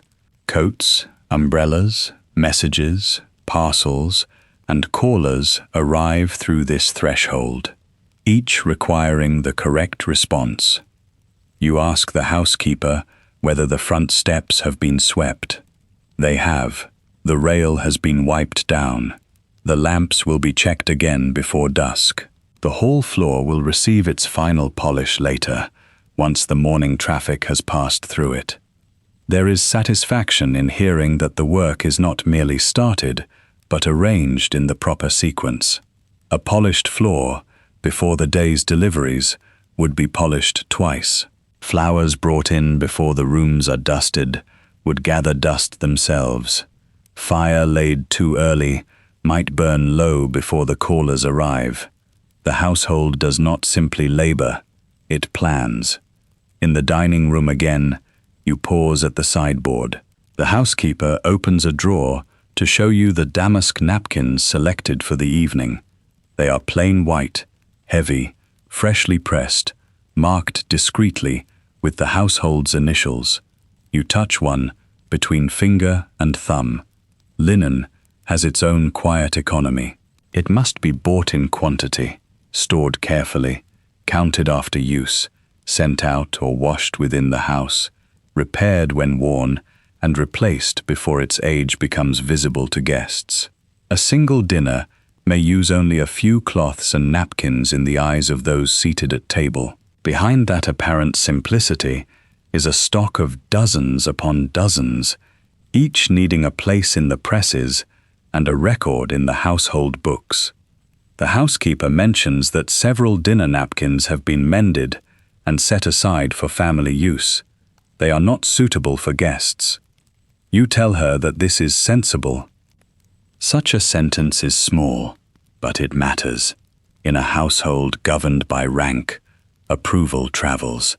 The housekeeper will understand that you have noticed the saving. The maid who made the repair may never hear the words directly, but she may find that her careful work is remembered when a request is made later. At the dining room door, you make one final change. The smaller flower bowls are to be brought in before the guests arrive, but not so early that the water dulls or the leaves droop in the warm room. The housekeeper repeats the instruction back to you. Exactly. Then you turn toward the stairs. Your time below has lasted less than an hour. Nothing dramatic has occurred. No guest has crossed the threshold. No meal has been served. Still, the afternoon has been given its shape. The flowers have a place. The table has gained one setting. The fires have their hour. The hall is ready for cards and callers. The servants know what must be done, and, just as important, what must not be done yet. Upstairs, your maid will be waiting, with the visiting dress laid out across the bed. You climb toward the quieter rooms, leaving behind the smell of beeswax, coal dust, linen, and polished wood. The house continues below you, full of footsteps softened by carpets and instructions carried in low voices. Soon, from the front door, the first bell will sound. Your maid has chosen a dress of dove-grey wool, plainly cut but perfectly fitted, with a narrow band of darker silk at the collar and cuffs. It is not the gown you would wear to dine, nor the softer, brighter dress reserved for afternoon tea. This is a visiting dress. It has a job to do. The skirt falls cleanly over its lining. The sleeves allow you to sit in a carriage without crushing their shape. The gloves are pale, but not too pale. Your hat has a modest cluster of feathers fixed at one side, enough to show that you are in London for the season, not so much that you appear to have mistaken a morning call for a garden party. Your maid buttons the gown from the back, beginning at the waist and working upward. She smooths the collar with 2 fingers, then steps away to inspect the effect. A small brooch is selected from its box. Not diamonds, not pearls. A modest gold piece with a seed pearl edge will do for the morning. There is a distinction to be maintained in every part of the day. A woman with the means to own several dresses is expected to understand their separate uses. She does not wear a dinner gown at noon, however handsome it may be. She does not receive callers in the loose wrapper she wore while taking tea in her bedroom. She does not put on the same hat for shopping, church, visits, and a drive in the park. The rules are rarely written down in one complete list. They are learned through observation, through mothers and sisters, through dressmakers, magazines, visits, and the small corrections offered by friends. A woman who gets them right appears naturally well dressed. A woman who gets them wrong may be judged careless, provincial, boastful, or simply unfamiliar with the world she is trying to enter. Your maid brings your gloves, your card case, and a small purse. The card case is made of dark leather, with a clasp that gives a quiet click when you open it. Inside are your visiting cards, each printed with your husband's name and yours, followed by the address of the house. The letters are black and formal. They have no need to say more. Cards are small pieces of paper, but during the season, they travel through London with remarkable force. A card says that you came. It says that you remembered. It says that you are in town, that your household is receiving, that you are paying attention to the movements of other households. A card left in person may be no more than a square of pasteboard handed to a footman, yet it can sustain an acquaintance for months. The hall clock is nearing 11 when you descend. The ground floor has changed since you passed through it earlier. The furniture covers have been removed from the drawing room. A pair of curtains has been drawn back to admit the pale daylight. The fire is lower than it will be this evening, but it gives enough warmth to take the edge from the room. On a table near the sofa stands a tray with a silver teapot, cups, a milk jug, and a covered plate of small cakes. It is prepared in case a caller remains longer than expected. The footman stands near the front hall, ready without seeming to wait. The butler has already checked the morning post and arranged the cards that arrived while you were upstairs. They lie on a salver beside the hall table. You glance at them. One belongs to a woman you saw at tea last week. One comes from a household newly arrived in town from the country. Another has been left by the wife of a man whose name appears often in your husband's newspaper. There is a card from a relation who is giving a dinner in 2 days' time, and another from someone whose invitation you have not yet answered. Each one requires a small calculation. Should you return the call today, while the gesture is fresh? Should you wait until tomorrow, when you can combine it with other visits in the same part of town? Is the caller someone you know well enough to receive without ceremony? Is she likely to be at home between noon and 2? Has she recently arrived from abroad, hosted a large party, suffered a minor social disappointment, or acquired a daughter old enough to be introduced? This is the machinery beneath the pleasant phrase, calling on someone. A morning call is not usually a long visit.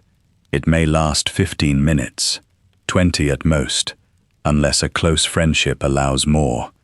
You arrive in your carriage, leave your card with the servant at the door, and ask whether the lady is at home. If she is receiving, you are shown into the drawing room. If she is not, your card remains as evidence of your attention. If you are received, there is little danger of becoming trapped for an hour. The call itself has a recognized shape. You speak of mutual acquaintances, a concert, the weather, a recent journey, a charitable event, the pressure of engagements during the season. You may ask after a family member. You may mention an invitation. You do not settle deeply into a chair as though you have come to spend the day. You do not arrive empty-handed if circumstances call for a card. You do not remain after another visitor has entered unless you are invited to do so. The apparent lightness is carefully constructed. A person must know who is in London, who is receiving, who has gone to the country, who is ill in the mild and ordinary sense of being confined to her rooms for a few days, who has a new engagement to acknowledge, and who must be treated with more formality than warmth. To be at home is a phrase with its own special meaning. You may be physically in the house on many afternoons, but not available to callers. A hostess may designate a particular day or hour for receiving. Her servants know the arrangement.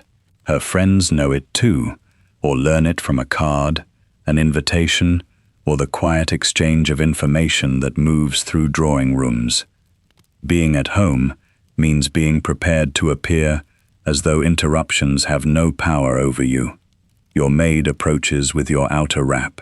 It is a short cape of dark blue cloth, lined with silk. London's weather has chosen a grey middle ground, not quite rain, not quite dry.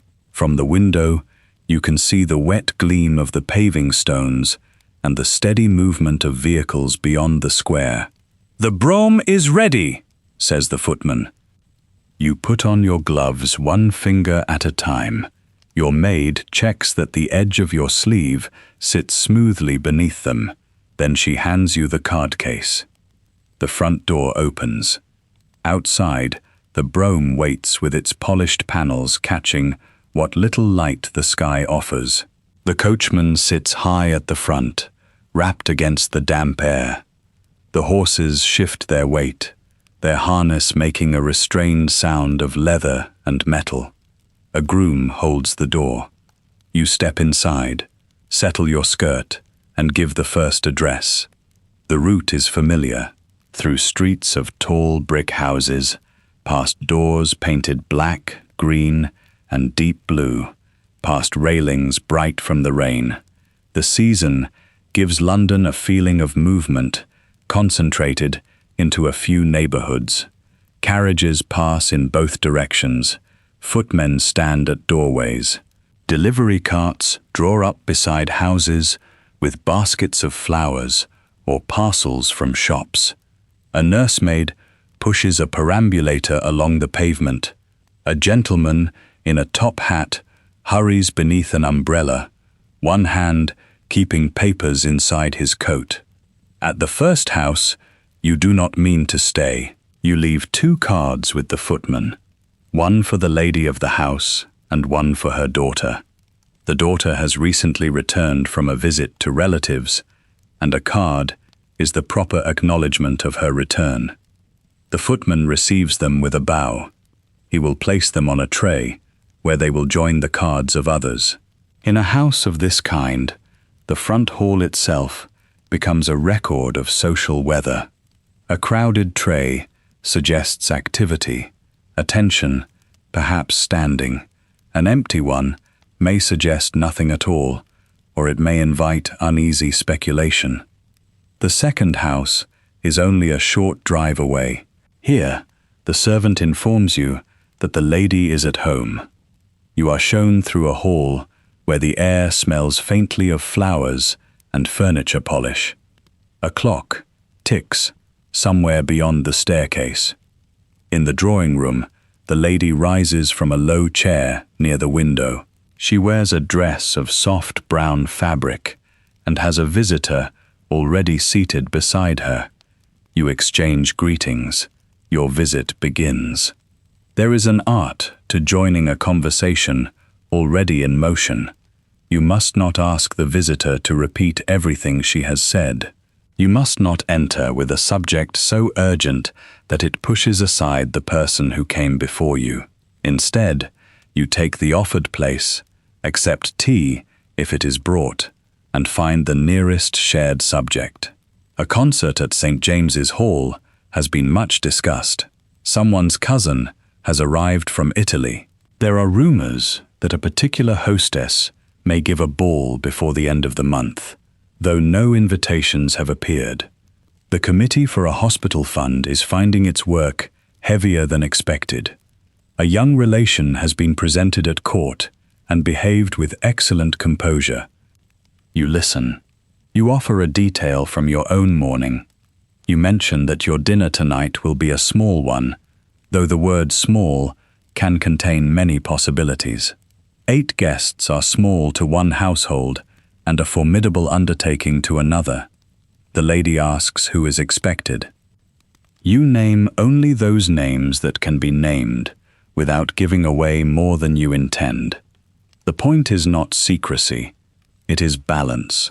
A hostess must seem open, but she must also know that every dinner table has its own fragile arrangement.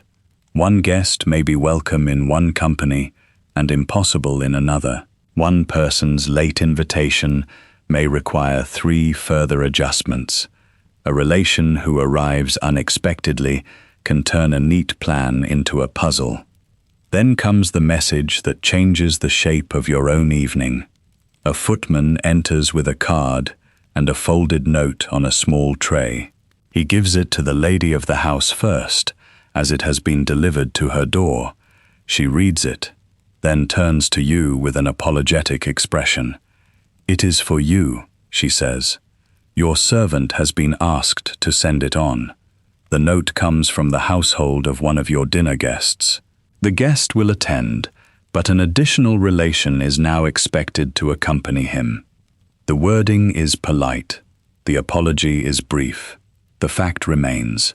One more person at dinner means another place setting, another name to fit within the order of precedence, another chair to draw close to the table.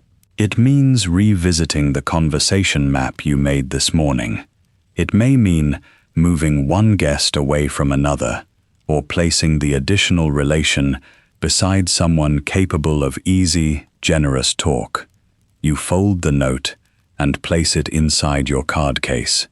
You do not sigh. You do not speak of inconvenience. You merely say that you will be pleased to make room. This is what good manners often require. Not the absence of effort, but the concealment of it. The visit reaches its natural end. You rise before the conversation thins into repetition. Gloves are adjusted. Pleasantries are exchanged. The lady of the house says she hopes to see you later in the week. You say that you hope so too, and mean it in the measured way that such phrases are meant. Back in the carriage, you take out the small notebook from your purse. The pencil is short but sharp. On a blank page, you write the additional guest's name. Then make a note beside 2 others. One gentleman must move nearer the host. One woman will be seated beside the new arrival. The change may work well enough. It may even appear intentional by the time the first soup plate is placed on the table. The carriage turns toward home. In the hall, the butler receives your wrap. The footman takes the card case, waiting while you remove the cards you have collected. There are 3 more. One is from a household you had hoped to visit tomorrow. One is an invitation for a musical evening. The third is a message from the fishmonger confirming that the turbot for dinner has arrived in good condition. You hand the cards to the butler. The housekeeper is to add 1 place at dinner, you say, and the cook is to know that we shall have another guest. Yes, madam. The words travel at once into the house. Before luncheon, before the children come down from their lessons, before the afternoon callers begin to gather, the dining room has changed again. 1 extra napkin will be pressed. 1 more glass will be polished. A chair will be brought from the wall. The seating plan upstairs will need a fresh line of ink. You walk toward the morning room, already reaching for the notebook in your purse. Outside, more carriage wheels pass over the damp London streets. At other doors, cards are handed in. Names are remembered, small invitations are accepted or declined, and whole evenings quietly rearrange themselves. The notebook is waiting on the morning room desk, beside the account book, the invitation list, and the silver inkstand that catches the pale light from the window. You place your purse beside it and remove the small parcels from the carriage. They are not large, though each has acquired importance in the course of the morning. A narrow box contains the ribbon selected at the dressmaker's rooms, not a bright novelty, but a quiet shade, chosen to alter the effect of an existing evening gown. Another holds a pair of gloves, wrapped in tissue paper. There is a paper packet of writing paper from the stationer, because the supply in the house has become too thin for the number of notes presently required. One does not send an answer to a dinner invitation on any paper that happens to be at hand. The quality of the sheet, the neatness of the fold, the speed of the reply, all carry their own small messages. The footman brings the parcels upstairs, and you ask him to leave them on the side table. "The gloves are for my maid," you say. "The ribbon is to go to her as well. The paper may remain here." "Yes, madam." He withdraws, closing the door with the practiced softness expected in a room where letters may be read and decisions made. The carriage circuit has lasted only a few hours. By the standards of the season, it has been an ordinary morning. You have left cards at one house, received a short visit at another, gone to the dressmaker for an alteration, and spent time at a committee room where a charitable project required signatures, subscriptions, and agreement about a future meeting. None of it has produced a grand event. No newspaper will record it. Yet the day would begin to fray if such errands were neglected for too long.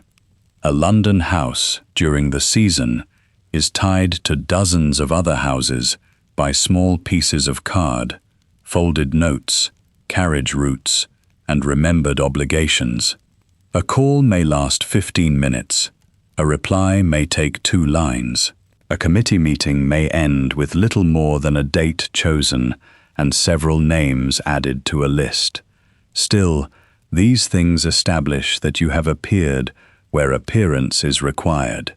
They show that you have remembered a hostess, acknowledged a kindness, lent your name to a useful cause, and kept the family visible in the particular social world it inhabits. The work is partly ceremonial. It is also practical. At the dressmaker's, for example, you have not merely ordered a ribbon, you have examined a gown that must serve at least 2 occasions without seeming over-familiar to the people who will see it. The bodice has been adjusted slightly. A trim has been considered.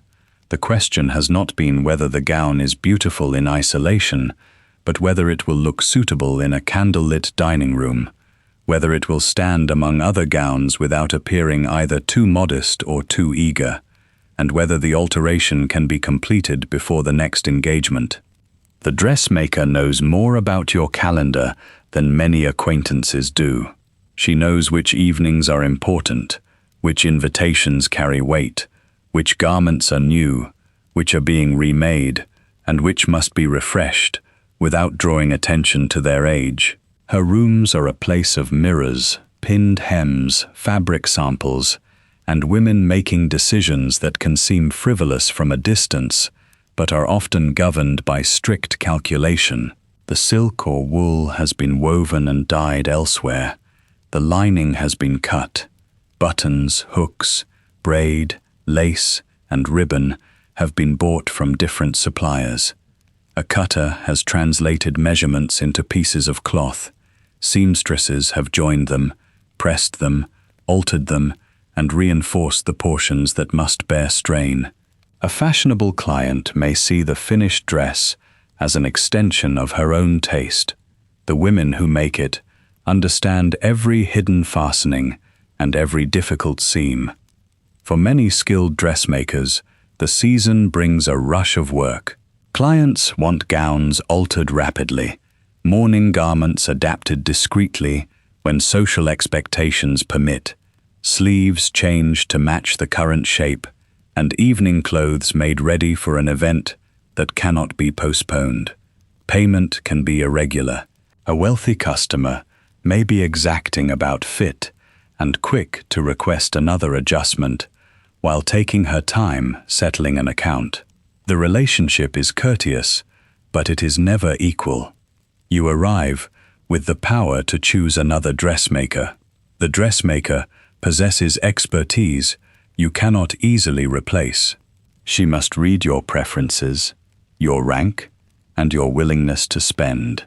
You, in turn, must decide whether her bill is reasonable, whether her work is reliable, and whether the appearance she helps create will carry you safely through a crowded calendar. It is a relationship built on taste, money, and careful speech. At the fitting, the dressmaker has said that the new ribbon will bring light to the gown. You have looked at yourself in the long glass and considered the claim. "Not too much," you said. "Certainly not, madam." The answer comes immediately. Yet the dressmaker has understood the real instruction. You do not want to appear as if you have tried too hard. The effect must be finished, but not loud. Expensive, perhaps, but not newly expensive. The ideal is not a garment that announces its cost. It is a garment that suggests cost has never been a question. That suggestion takes work from everyone involved. Your charity appointment has required another kind of performance. The committee room is plainer than the drawing rooms you have visited. The chairs are practical, the papers numerous, the air carrying the dry smell of ink and dust. Here, women whose households might otherwise keep them apart sit beside one another under the shared language of duty. There are subscriptions to gather, visitors to organize, lists to revise, and local needs to discuss in tones that remain composed even when the arrangements are difficult. Charitable work gives social standing a public use.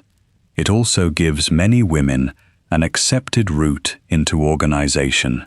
You may not sit in Parliament, though your husband's day is shaped by its arguments. You may not direct a business in your own name with the same freedom available to a man, but a committee asks you to keep records, compare costs, persuade acquaintances to contribute, judge whether an appeal has been properly written, and remember which person promised help last month. These are not minor skills. They are the skills of administration. A successful committee member must know how to ask without embarrassing the person asked. She must understand who can be approached, who should be left alone, who will give money, and who may give influence instead. She must keep a meeting moving when two people wish to discuss the same point for too long. She must appear devoted, but not self-important. Even usefulness must be presented with grace. This morning, the committee has settled on a date for its next gathering. A circular letter will be prepared. A subscription list will be sent around. Someone will speak to a printer. Someone else will arrange tea. You have agreed to write 3 notes and to ask one friend whether she might lend her name to the effort. The notes now wait in your notebook. You sit at the desk and open it. The pencil marks made in the carriage are still legible, though the wheels shook beneath your hand as you wrote them. One note to the committee secretary. One answer to the musical invitation. One reminder to the housekeeper about the added dinner place. One message to the dressmaker, confirming that the gown is needed by Thursday afternoon. One question for the cook about the sauce to accompany the turbot. One payment for the flour bill, if the account book permits it. The list is not dramatic. It is simply the shape of the day. From below comes the faint movement of the house preparing for luncheon. A door opens and closes. Somewhere, china is being set out. The smell of something warm reaches the corridor, carried upward from the service stairs. The nursery is still occupied with lessons. Your husband has not yet returned from his morning engagement. The quiet interval before luncheon is short, but it belongs to you. You take up the first sheet of paper. The rules of correspondence are nearly as detailed as the rules of calling. A letter must be answered promptly enough to show consideration, but not so breathlessly that it suggests your entire existence depends on the invitation.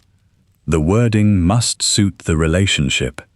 A close friend may receive a warmer line. A grander hostess requires formality. A regret must sound genuine without becoming elaborate. An acceptance should not make the evening sound like a favor granted to you, though in a crowded season, every invitation is also a small measure of inclusion.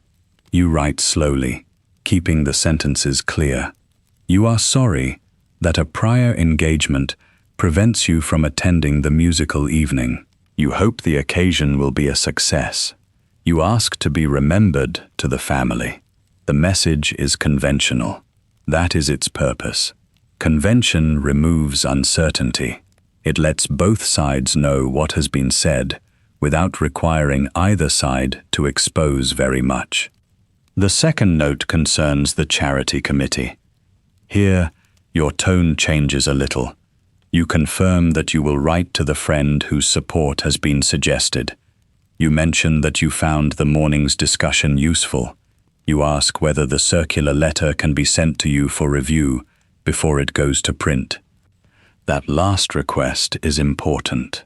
Printed words, once sent, travel beyond your control.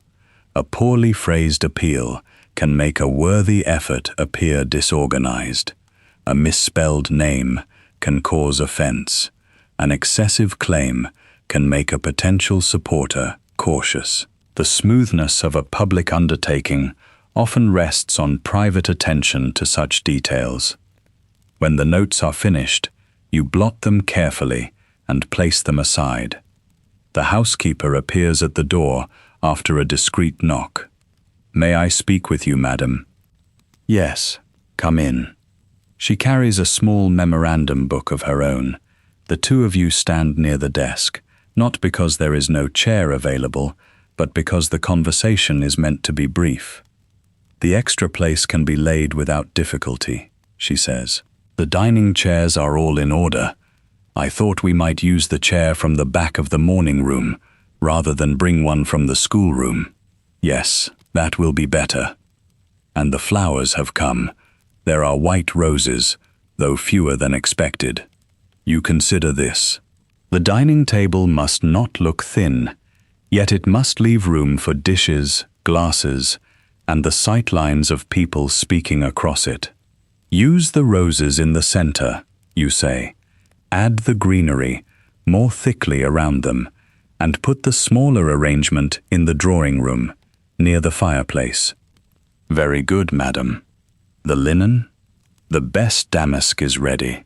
There are enough napkins, including the extra one. And the fish? The cook has seen it. She is satisfied."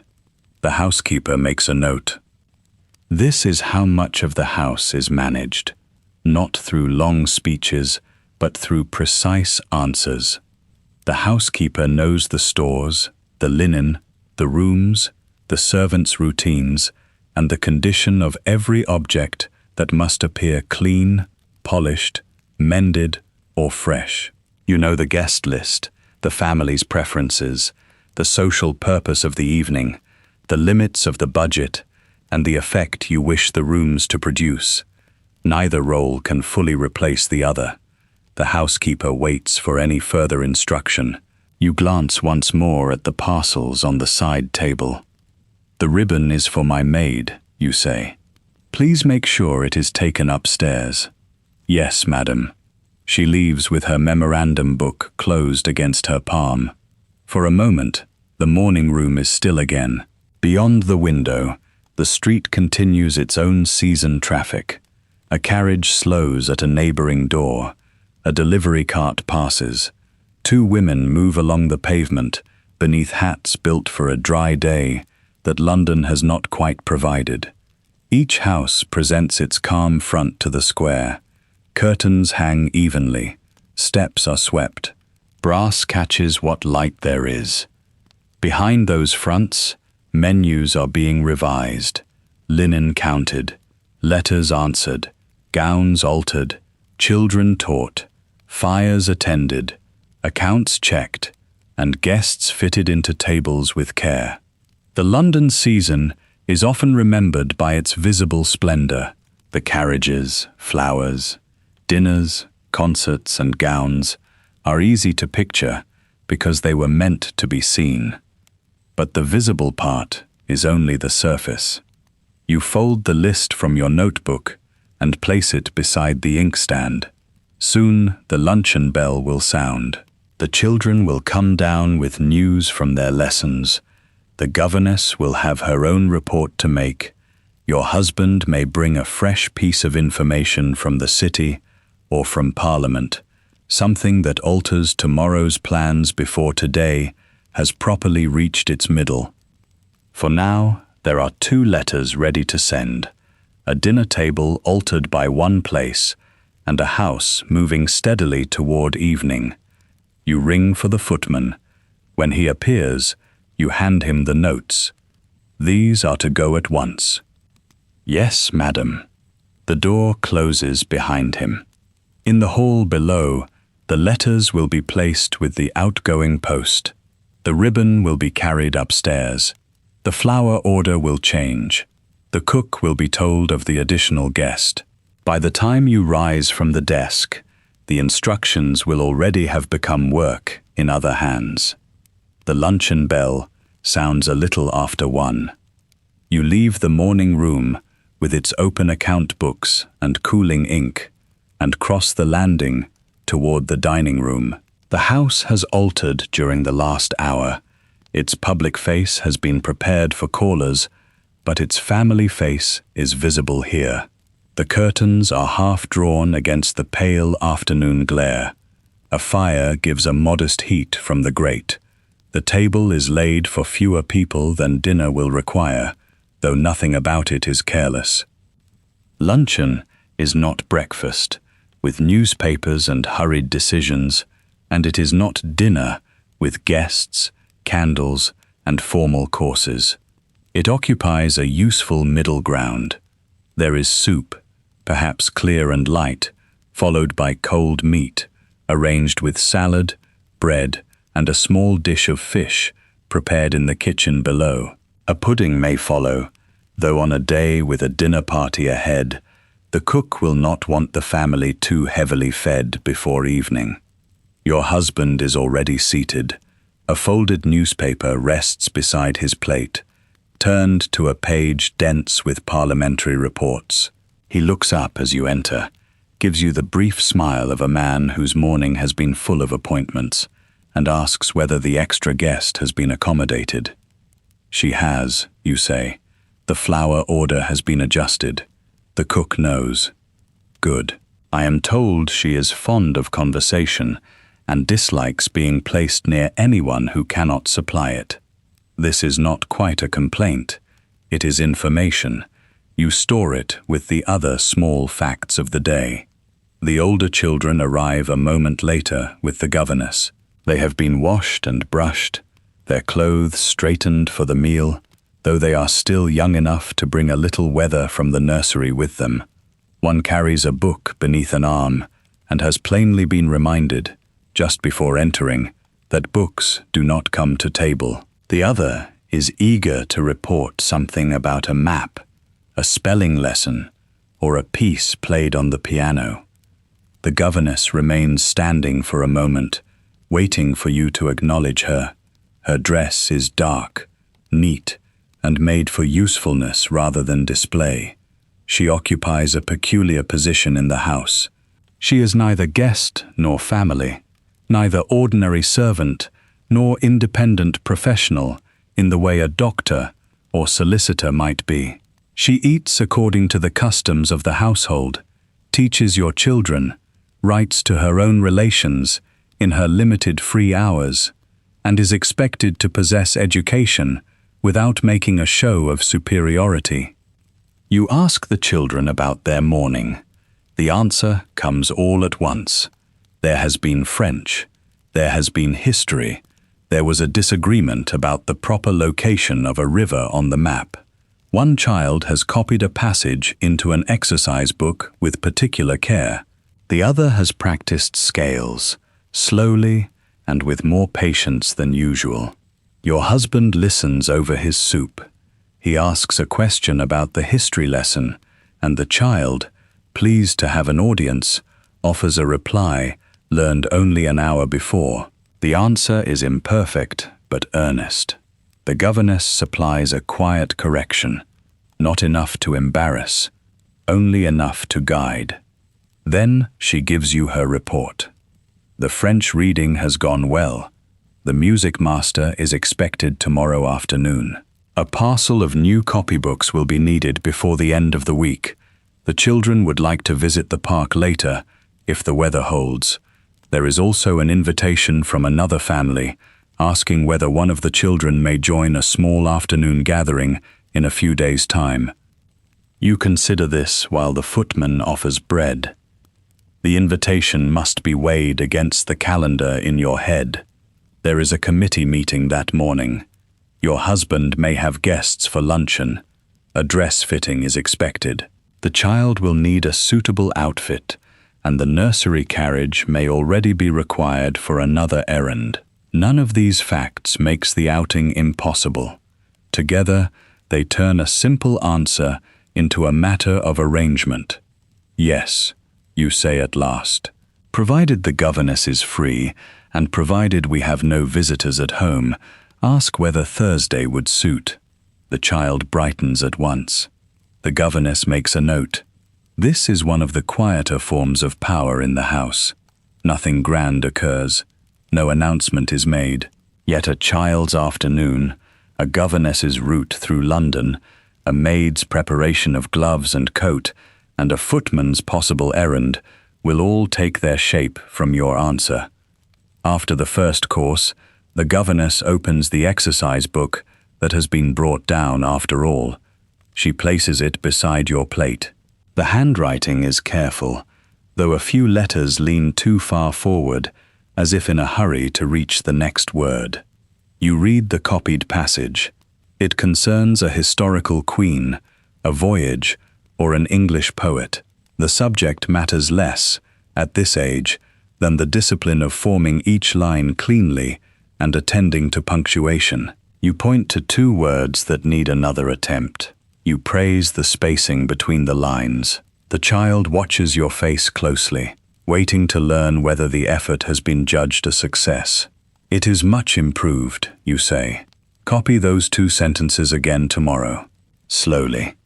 The book is taken back with relief. For girls and boys in households like yours, education is expected to be broad enough to make them socially competent, but it is shaped by assumptions that are rarely spoken aloud at the schoolroom table.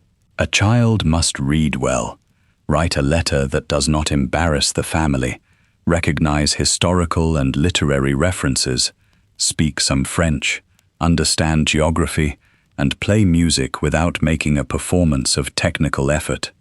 Good manners belong to the curriculum as surely as arithmetic. So does posture. So does knowing when not to speak. A wealthy girl may be taught Italian, German, drawing, singing, and the piano. She may read history, novels approved for the schoolroom, essays, travel accounts, and selections from the Bible. Her parents may take pride in her quick mind, particularly if it can be displayed gracefully in company. A girl who can discuss a book, accompany a song, write an elegant note, and receive visitors with ease brings credit to the household. Yet, the education is bounded. The same family that values accomplishment may hesitate before any ambition that seems too public, too professional, or too demanding of independence. A daughter is prepared to be informed, but not necessarily free to decide what form her knowledge will take. She is trained for conversation, correspondence, hospitality, household supervision, charitable work, and the social duties that will come with marriage. These are real skills. They require memory, judgment, patience, and a secure command of details. Still, they are often described as if they arise naturally from good breeding, rather than from years of instruction and practice. The governess understands this better than anyone at the table. Her own education is the source of her employment. She has turned fluency, musical training, handwriting, and discipline into a position in your household. but she must also maintain a careful distance from the children's future. She prepares them for a world whose doors may not open in the same way for her.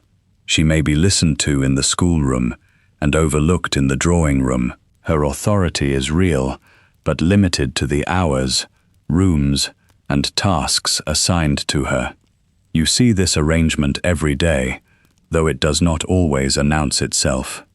At luncheon, she offers a practical note about a child's reading and waits for your decision about an outing. Later, she will return upstairs and resume command of the lessons.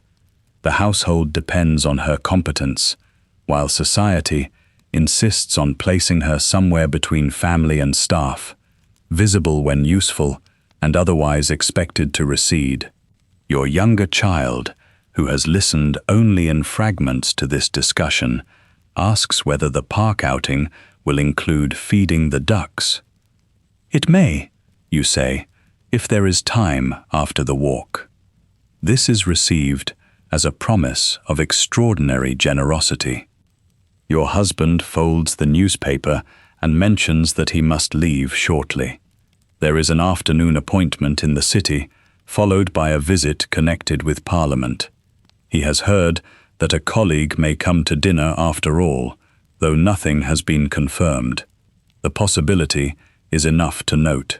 Another place at table would not be impossible, but it would alter the balance you have already spent the morning arranging. Please send word if you know, you tell him. I shall. He reaches for his coffee. Its arrival marks the end of the family portion of the meal. The children will soon go back upstairs. Your husband will collect his hat and papers. The dining room will be cleared and reset in stages for the evening. A meal that appears simple from the chair has required ordering, preparation, service, clearing, laundering, polishing, and accounts. By nightfall, the same room will look as though it has always existed for candlelight and guests. The children finish their pudding. The governess reminds them that their afternoon reading awaits. There will be a little time in the nursery first, then lessons resumed, then perhaps the park, if the sky remains clear. One child asks whether you will come too. For a moment, you picture it, the path beneath the trees, the nurse with the younger children, the governess keeping an eye on the older ones, the ordinary relief of leaving rooms that require decisions. But the afternoon has already been divided. There are letters to answer, seating places to reconsider, and the cook's final menu to inspect. There will be callers at tea. Your dressmaker's parcel has not yet arrived. Not today, you say gently, but tell me all about it when you return. The child accepts this with the resignation of someone accustomed to adult schedules. They leave in a small procession, first the governess, then the older children, carrying their books and their half-formed plans for the park. Their voices fade toward the stairs. Somewhere above, a nursery door opens and closes. Your husband rises soon after. Before he goes, he tells you that there may be rain later and that the traffic around the square is already thick with carriages. The season has filled London with people who must be seen in one place before appearing in another. A committee meeting, a call, a fitting, a luncheon, an afternoon reception, a dinner. Each engagement has its own rules, its own clothes, its own small risks of arriving too early or too late. He kisses your hand in the quick, familiar manner of a household that has much to accomplish, then gathers his papers. When the door closes behind him, the dining room seems briefly larger. A footman removes the coffee things. Another servant appears to ask whether you would like the windows opened for a few minutes before the room is prepared for the evening. You agree. Fresh air is useful, though the street brings its own mixture of damp stone, horse traffic, and coal smoke. On the sideboard, The luncheon silver catches the daylight. Soon it will disappear into the pantry for cleaning. The white cloth will be changed. More chairs will be brought in. Glass will be checked against the number expected. The flowers ordered this morning will be cut, arranged, and placed where they appear to have grown there. You stand from the table and straighten your gloves. The family news has been heard. The children's lessons have been considered. Thursday's outing has been provisionally granted. 2 sentences will be copied again tomorrow. A possible dinner guest now exists in the uncertain space between a husband's remark and a confirmed answer. It is enough to fill an afternoon. As you leave the dining room, the house is already taking your luncheon decisions and carrying them outward. The governess is planning Thursday. The nursery is preparing for the park. The kitchen is watching the clock. Upstairs, a maid will be waiting to tell you that the dressmaker's parcel has arrived. And in the morning room, beneath the quiet shine of the silver inkstand, there are still letters that require your hand. The dressmaker's parcel waits on a chair in the morning room, wrapped in brown paper and tied with narrow string. Beside it lies a smaller box from the glove maker, and beneath the window, on the writing table, the afternoon's correspondence has gathered itself into a quiet little hill. You remove your gloves before sitting down. The room is cooler than the dining room. Its windows face the square, where the leaves are still bright with early summer, and the passing wheels make a softened sound over the road. A coal fire burns low behind its guard, more from habit than necessity. The silver inkstand stands ready beside blotting paper, sealing wax, and a tray of cards that have arrived since breakfast. It is a little after 2. At this hour, a person looking in from the street might imagine you have nothing pressing to do. You are seated in a pleasant room. There are flowers on the mantel. A maid has left a glass of water within reach. The house is quiet, at least above stairs. Yet the afternoon is made of small decisions, and small decisions are what allow a grand house to appear easy. You begin with the invitations. One is for a dinner next Tuesday, sent by a family whose house is farther west, close to the park. Their card is written in a firm, slanting hand, with the names of the hosts engraved at the top. You know at once that you cannot accept. Your husband is due at a political dinner that evening, and it would be poor form to attend without him unless there were a particular reason. There is not. You write your regret carefully. Not too much explanation. A refusal needs no long defense. You express pleasure at having been remembered, offer warm wishes for the evening, and sign your name. The next invitation is more difficult. A cousin is holding a small musical evening. You would like to go, and your husband may be free, but the answer has not yet come. You set the card aside and make a note to ask him when he returns. In a household such as this one, uncertainty must be recorded before it becomes forgetfulness.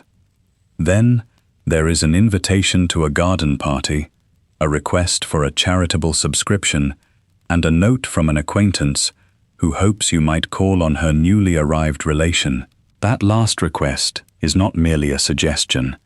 It is a small social obligation, delivered in pleasant language. You take a fresh sheet of paper. The writing itself is work. Every answer must be correct in tone. Too warm, and you imply a closeness that does not exist. Too brief, and you risk sounding dismissive. A hostess must remember who is recently returned from the country, who has a daughter newly out in society, who has been ill with a cold, who is arranging a ball, who is related to whom, and who should not be seated beside whom if it can possibly be avoided. The London season is often remembered through its visible moments: the carriages, the white gloves, the flowers massed in drawing rooms, the late dinners and crowded staircases. But those things rest on paper. Notes, lists, replies, receipts, visiting cards, menus, reminders. A great deal of social life is made from handwriting. You finish the first group of letters and ring for the maid. "Please have these sent at once," you say, and ask the footman to bring the dinner list from the hall. She takes the letters on a salver. In a few minutes, the list arrives. There are 12 names, though one is still marked with a question. Your husband's possible guest remains unconfirmed. If he comes, there will be 13 at table. The number has no practical difficulty, but it alters the arrangement. One more chair, one more place setting, one more person to fit into the conversation, like a piece in a puzzle. You study the names. The older gentleman with an interest in shipping must not be placed beside the young woman who has spent the spring traveling in Italy, not because either is disagreeable, but because neither will know how to begin. The Member of Parliament may enjoy speaking with the barrister, provided they are separated from the guest who has spent the last fortnight complaining about parliamentary debate. Your cousin is easy company and can be trusted beside almost anyone. She will be useful near the middle of the table, where a conversation can lose strength if no one tends it. You move the little cards on the table. This is one of the hidden duties of a hostess. A dinner table is not arranged solely by rank, though rank matters. It is arranged by age, acquaintance, family connection, political caution, temperament, and the simple fact that some people speak freely while others need encouragement. The ideal arrangement allows every guest to feel that the evening has happened naturally. Natural, in this case, means planned with care. At a large dinner, guests may be placed by formal precedence. At a smaller gathering, the hostess has more room to make judgments. A man who has recently returned from India may be seated near someone who reads widely about the empire. A nervous young guest may find herself beside a woman known for kindness. A widowed aunt, accustomed to being overlooked at louder parties, may be given a companion who will actually listen to her. None of this appears in the menu. No servant carries it in on a silver tray. But if the table falls silent in the wrong places, or if two guests find themselves trapped in an hour of mutual boredom, the hostess feels it. You make one alteration, then another. The uncertain 13th guest may be placed at the far end, near your husband.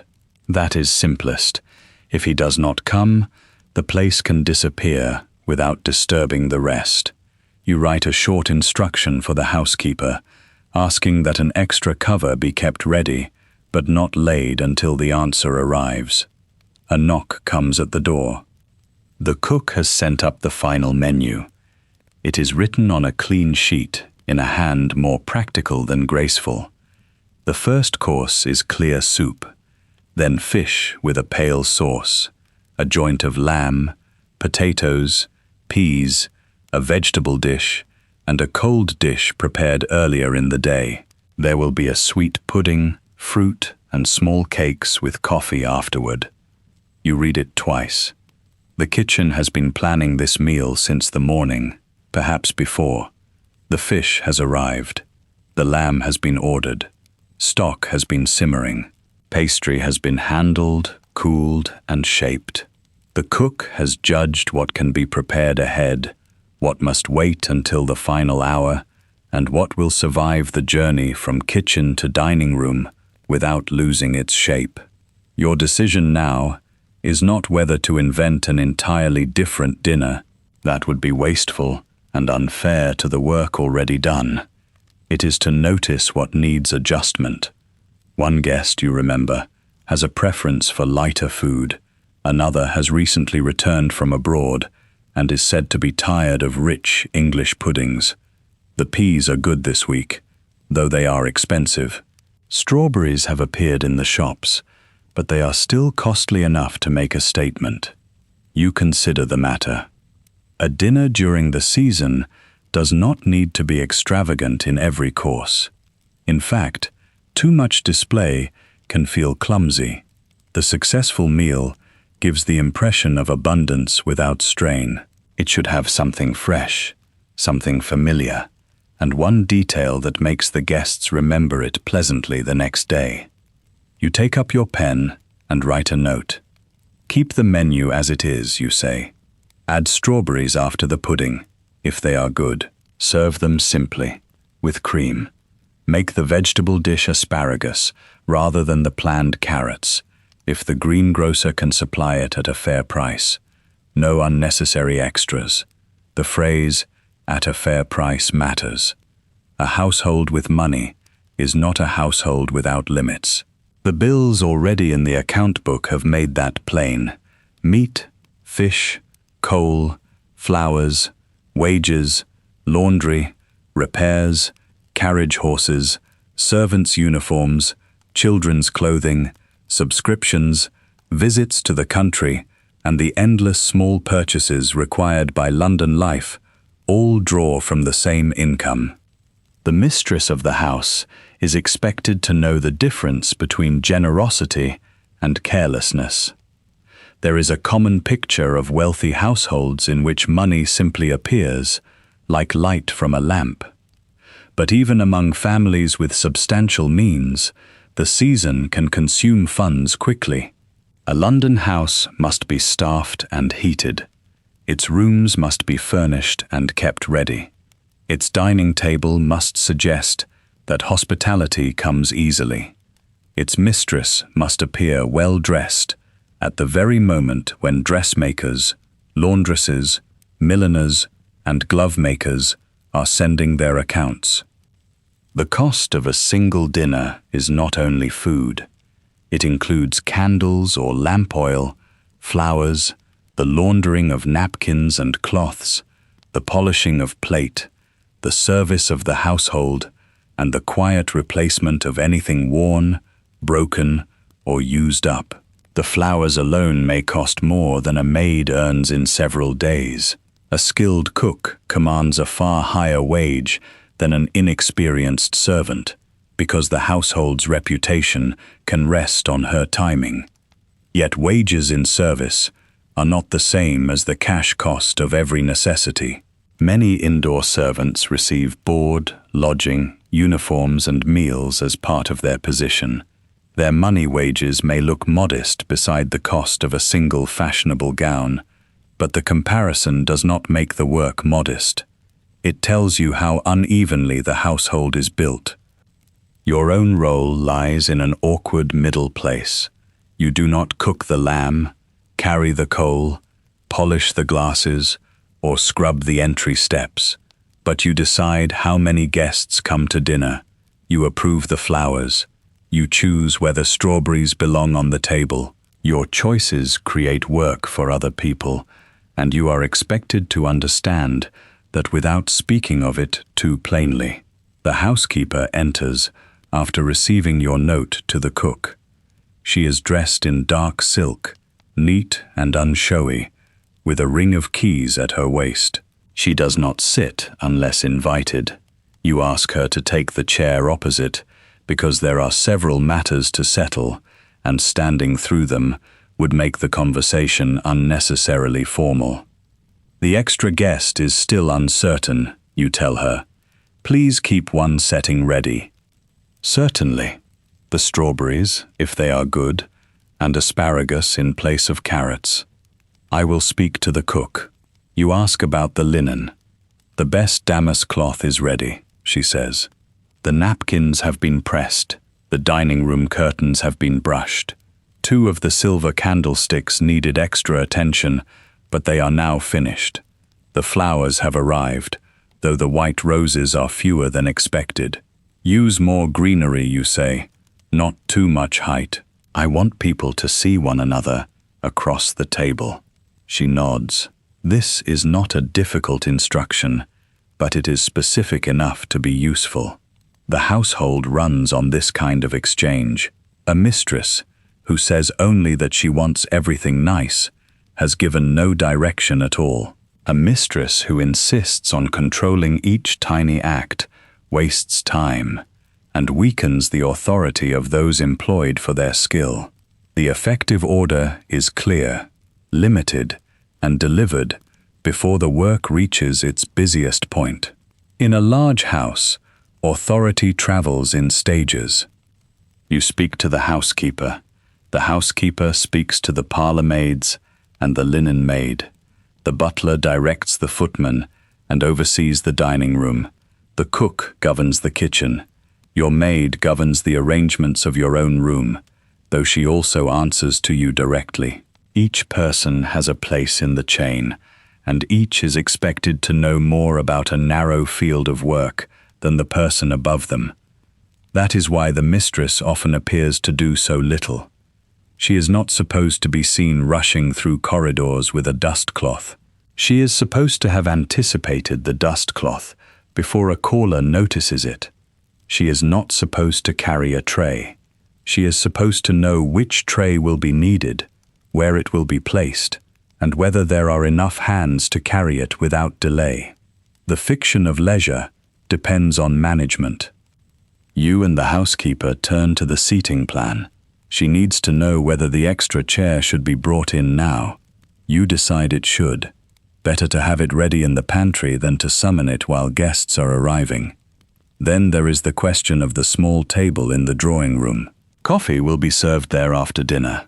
Should the cakes be placed beside the fireplace or nearer the piano?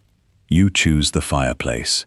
The piano will be open later, and the room must not become crowded at one end. The housekeeper makes a note. When she leaves, she carries your decisions downstairs with her. Before long, they will become folded napkins, cut asparagus, a moved chair, a revised flower arrangement, an extra glass checked for polish, and a place at table waiting for a guest who may or may not arrive.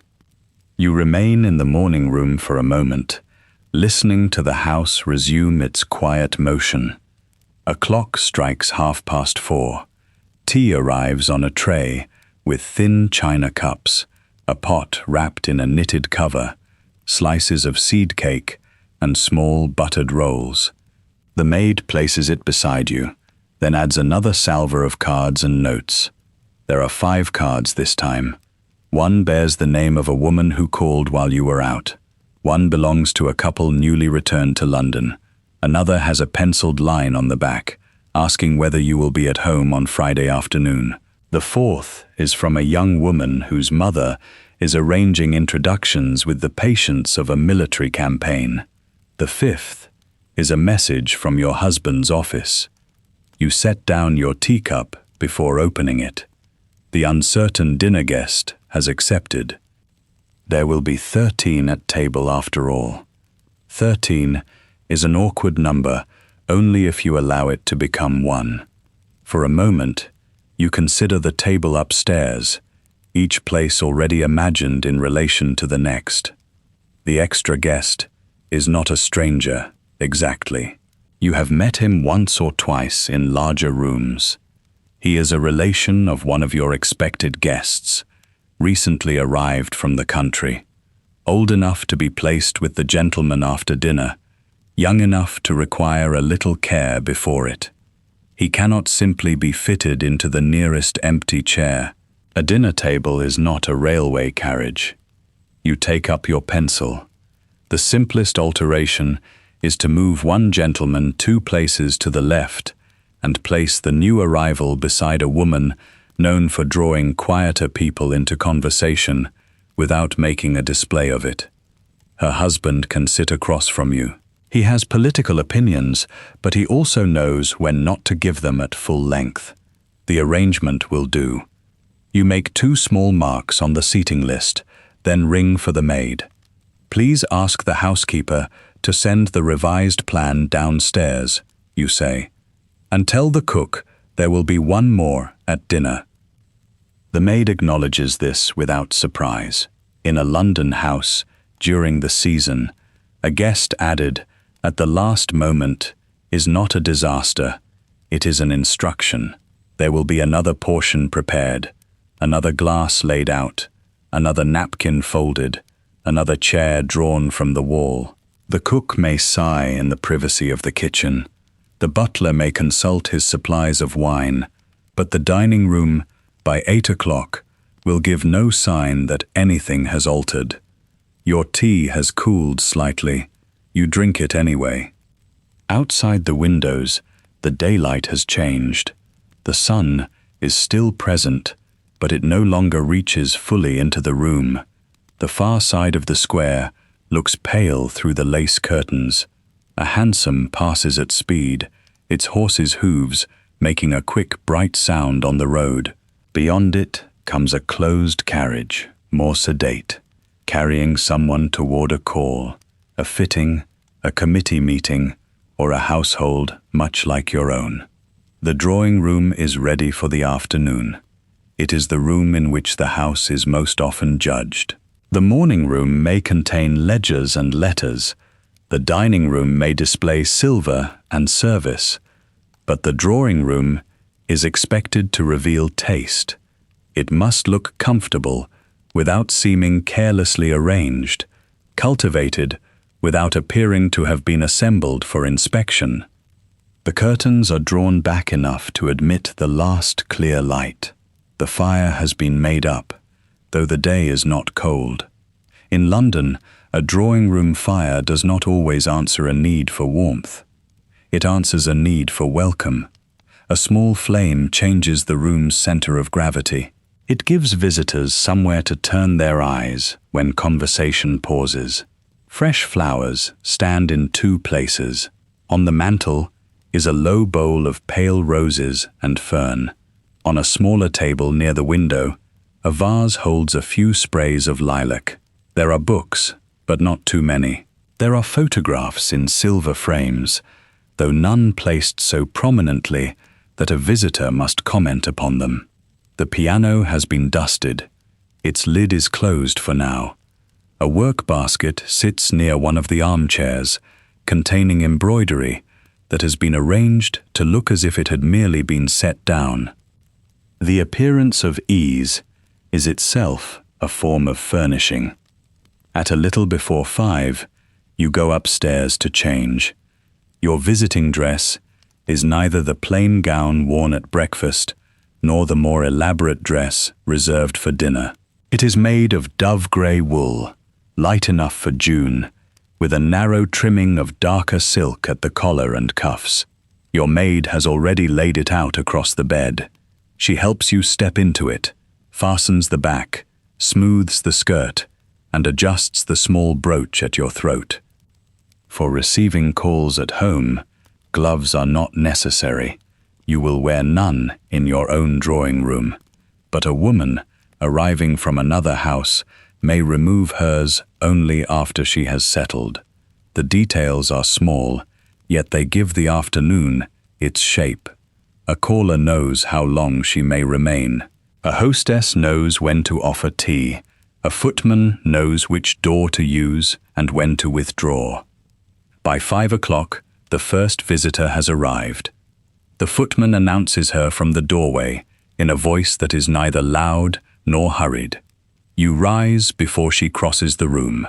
She has been at a luncheon the day before, she tells you, and has only a few minutes before she must go on to another engagement. This is not an apology. It is the ordinary language of the season. You ask after her daughter, who has lately returned from abroad. She asks whether you expect to attend a concert later in the week. You say that you hope to, though you have not yet seen the final arrangement of the evening. This is true enough. A hoped-for concert can disappear beneath a dinner, a committee, a family obligation, or an invitation that arrives too late to refuse gracefully. The maid brings tea. There is a small silver kettle, a china pot, thin slices of lemon, milk in a jug, and sugar in a covered bowl. The cakes are arranged on a 3-tier stand, though no one calls attention to the arrangement. One tier holds sponge cakes with a little raspberry filling. Another carries plain biscuits. On the lowest are small sandwiches, cucumber and watercress, their crusts removed with care. You pour the tea yourself. That, too, is part of the performance. In a house with servants enough to carry trays, answer bells, polish glass, and prepare rooms, the hostess still pours. The action is modest, useful, and visible. It allows her to ask whether a guest takes milk, to offer a second cup, to set the pace of conversation. It is one of the few domestic tasks that can be performed in public without disturbing the appearance that no task is being performed at all. A second caller arrives before the first has gone, then a third. Soon there are 4 women in the room, each with a cup balanced on a saucer, each aware that the afternoon must move forward. Conversation gathers and separates in short currents. There is talk of a concert program, and whether the soprano engaged for it has recovered from a cold. There is talk of a family leaving for Scotland as soon as the season permits. Someone has heard that a cabinet minister may speak again on a matter being debated in Parliament. Someone else has heard that a ball planned for next Thursday will be larger than first expected. No one says that the hostess of the ball is anxious. No one says that larger means more expensive, more difficult, and more exposed to disappointment. Such things are understood without being stated. You hear the name of a young woman whose engagement has been announced. There are kind remarks about the family, the wedding clothes that will surely be ordered, the country house where the couple may spend part of the summer. You add a suitable observation and move gently to another subject before the discussion becomes too exact. A drawing room is not a place for silence, but neither is it a place for close examination. The art lies in knowing what can be noticed and what should be allowed to remain lightly covered. This is one of the more demanding parts of your day, though it would be difficult to explain why to someone who has never had to do it. You are not conducting a meeting. You have no written agenda. No one is waiting for an official decision. Yet you must remember who has recently been unwell, who has returned from travel, whose son has begun a new post, who is connected to whom, which subject will interest one guest and weary another. You must also remain attentive to the room itself. A visitor who has been standing too long needs an offered chair. A guest who has finished her tea may be asked whether she would like another cup, but not pressed. If 2 people have arrived separately and know each other only slightly, they must be given some shared ground. If a conversation turns too firmly toward a matter that excludes the others, it must be loosened without anyone feeling corrected. Warmth is expected. Over-familiarity is not. You are meant to be interested, without seeming to collect information. You are meant to have opinions, particularly on music, books, travel, charitable work, and the public matters that may be discussed, without turning the drawing room into a debating chamber. Yet you must not speak so long that the room becomes yours alone. It is a discipline made of memory, timing, and restraint. The same social world that praises a woman for being charming often refuses to name the work within charm. A good hostess is described as natural. Her afternoon is said to have gone pleasantly. Her guests remark that they always enjoy coming to her house. What they do not see, or choose not to see, is that pleasantness has been arranged with the same care as the flowers on the mantel. The arrangement is not false. You do enjoy some of these people. You are genuinely interested in the concert and in the charitable work discussed by the woman beside the fire. You are glad to hear that another caller's sister has returned safely from her travels, but enjoyment does not remove the skill required to hold a room together. A guest notices the flowers. "What beautiful lilac," she says, turning toward the window. You thank her and say that the florist had only a little left that morning. This is not quite the whole story. You had asked for something less formal than the roses in the hall, something that would scent the room without competing with the tea. The housekeeper had sent a note. The order had been altered. A delivery had been accepted and checked. But it would be strange to explain all that. Instead, you say that lilac never stays long enough in London. The guest agrees. Another comments on the light in the room, which has become softer now that evening is approaching. Her eyes travel over the wallpaper, the framed watercolors, the polished cabinet near the door. She does not praise any one object too directly. A person of good manners praises the whole effect. The room tells its story without a word. It says that the house has been established for some time.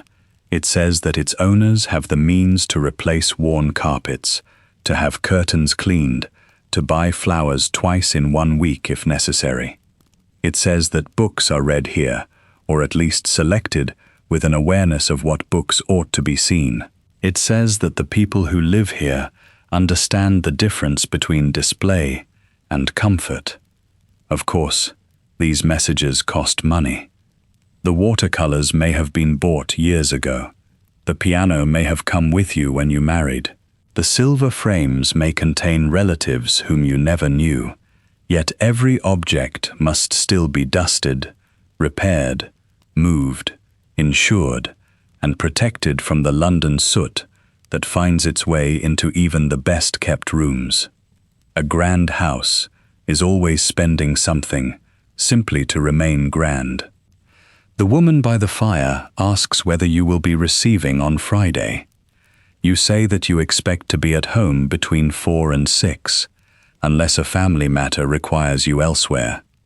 This gives her enough information to call, and enough room to alter her own plans if she must. She says that she may bring her niece.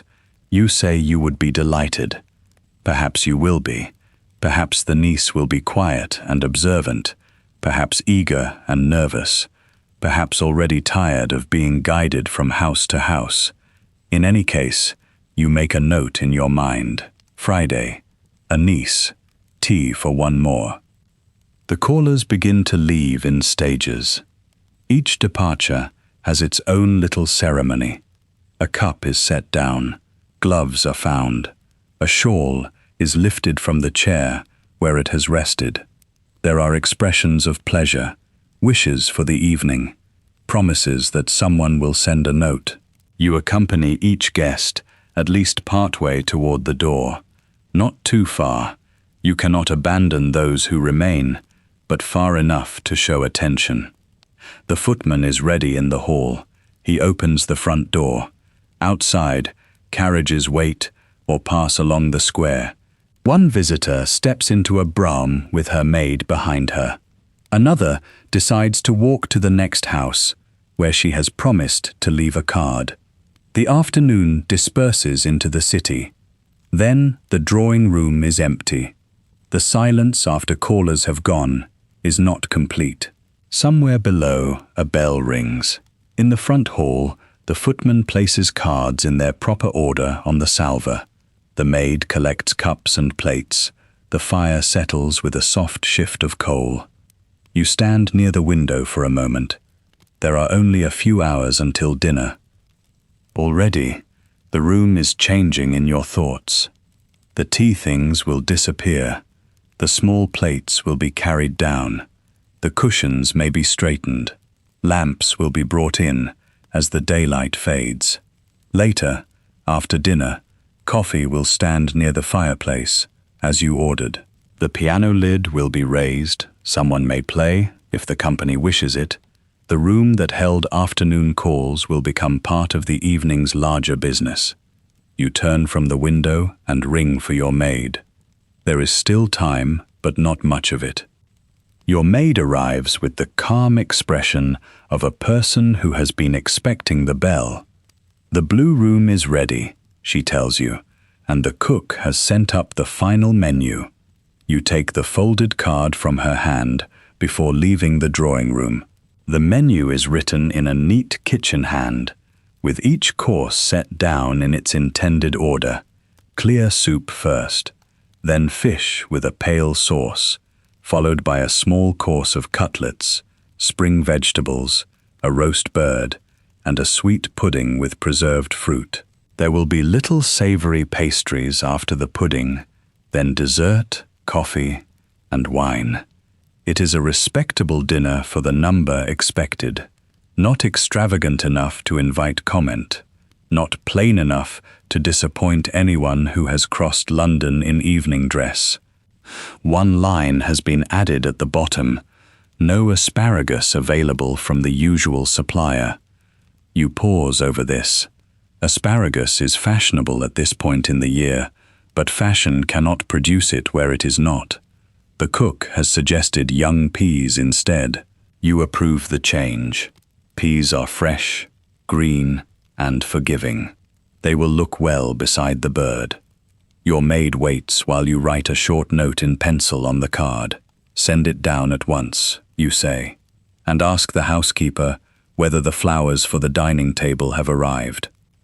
Then you go upstairs. The staircase is quieter now than it was in the morning.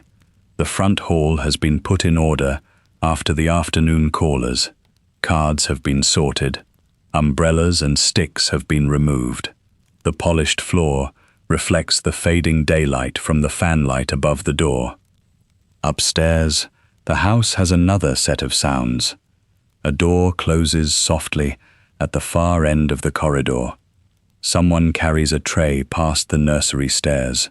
From below comes the distant clink of glass, then the muffled movement of furniture being shifted by careful hands. The servants are beginning the transformation that every dinner requires. In the dining room, lamps are being trimmed and placed. The table is covered with its best cloth. Silver is being polished one final time, even though it was polished yesterday and the day before. Glass is checked against the light. A folded napkin is not merely a folded napkin tonight. It must sit at the correct angle, beside the correct knife, in the correct place, for the person whose name will be written on the seating plan. In the drawing room, the tea tray has gone. The little cakes have disappeared. The chairs have been adjusted so that no guest will be left in an awkward corner. A fresh screen has been placed near the fireplace, partly for comfort and partly because the room looks more complete with it there. The piano has been opened, though no one yet knows whether it will be played. The house does not prepare itself. That is the simple fact beneath all the polished surfaces. A guest who arrives at 8 will see only lamps, flowers, warm rooms, and servants who seem to appear exactly when required. The guest will not see the footman fetching ice from the basement. The guest will not see the parlour maid counting spoons, or the cook checking a sauce, or the housekeeper deciding whether there are enough clean damask napkins for tomorrow as well as tonight. You will not see every part of it either. That is not because the work is unimportant. It is because a large household depends on each person being trusted to carry out a portion of it without constant inspection. The housekeeper manages the linen, stores, bedroom arrangements, cleaning schedules, and the female servants outside the nursery. The butler governs the dining room, the wine, the plate, and the male servants. The cook holds authority in the kitchen, where timing matters more than rank once the dinner has begun. Your maid manages the private territory of your clothes and person. The governess has her own sphere with the children. Each department has borders, and sensible people try not to cross them without reason. But you stand above those departments, even when you are not standing in the room. A change in the guest list becomes an additional place at table. A preference mentioned in passing becomes a different sauce, a different wine, or an adjustment to the dessert. A new engagement in another family means flowers must be ordered, a call must be paid, and perhaps a small present selected. A bill that remains unpaid too long becomes an awkward visit from a tradesman. A servant who is overworked may become careless. A careless servant can turn a smooth dinner into a sequence of tiny embarrassments. Your work is often made of anticipation.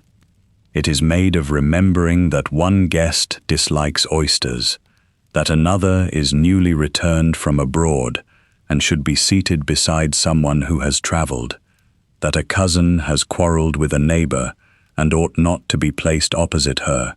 It is made of noticing when the drawing room curtains look tired, when the nursery has grown too noisy, when the cook has been asked to provide too much from too little.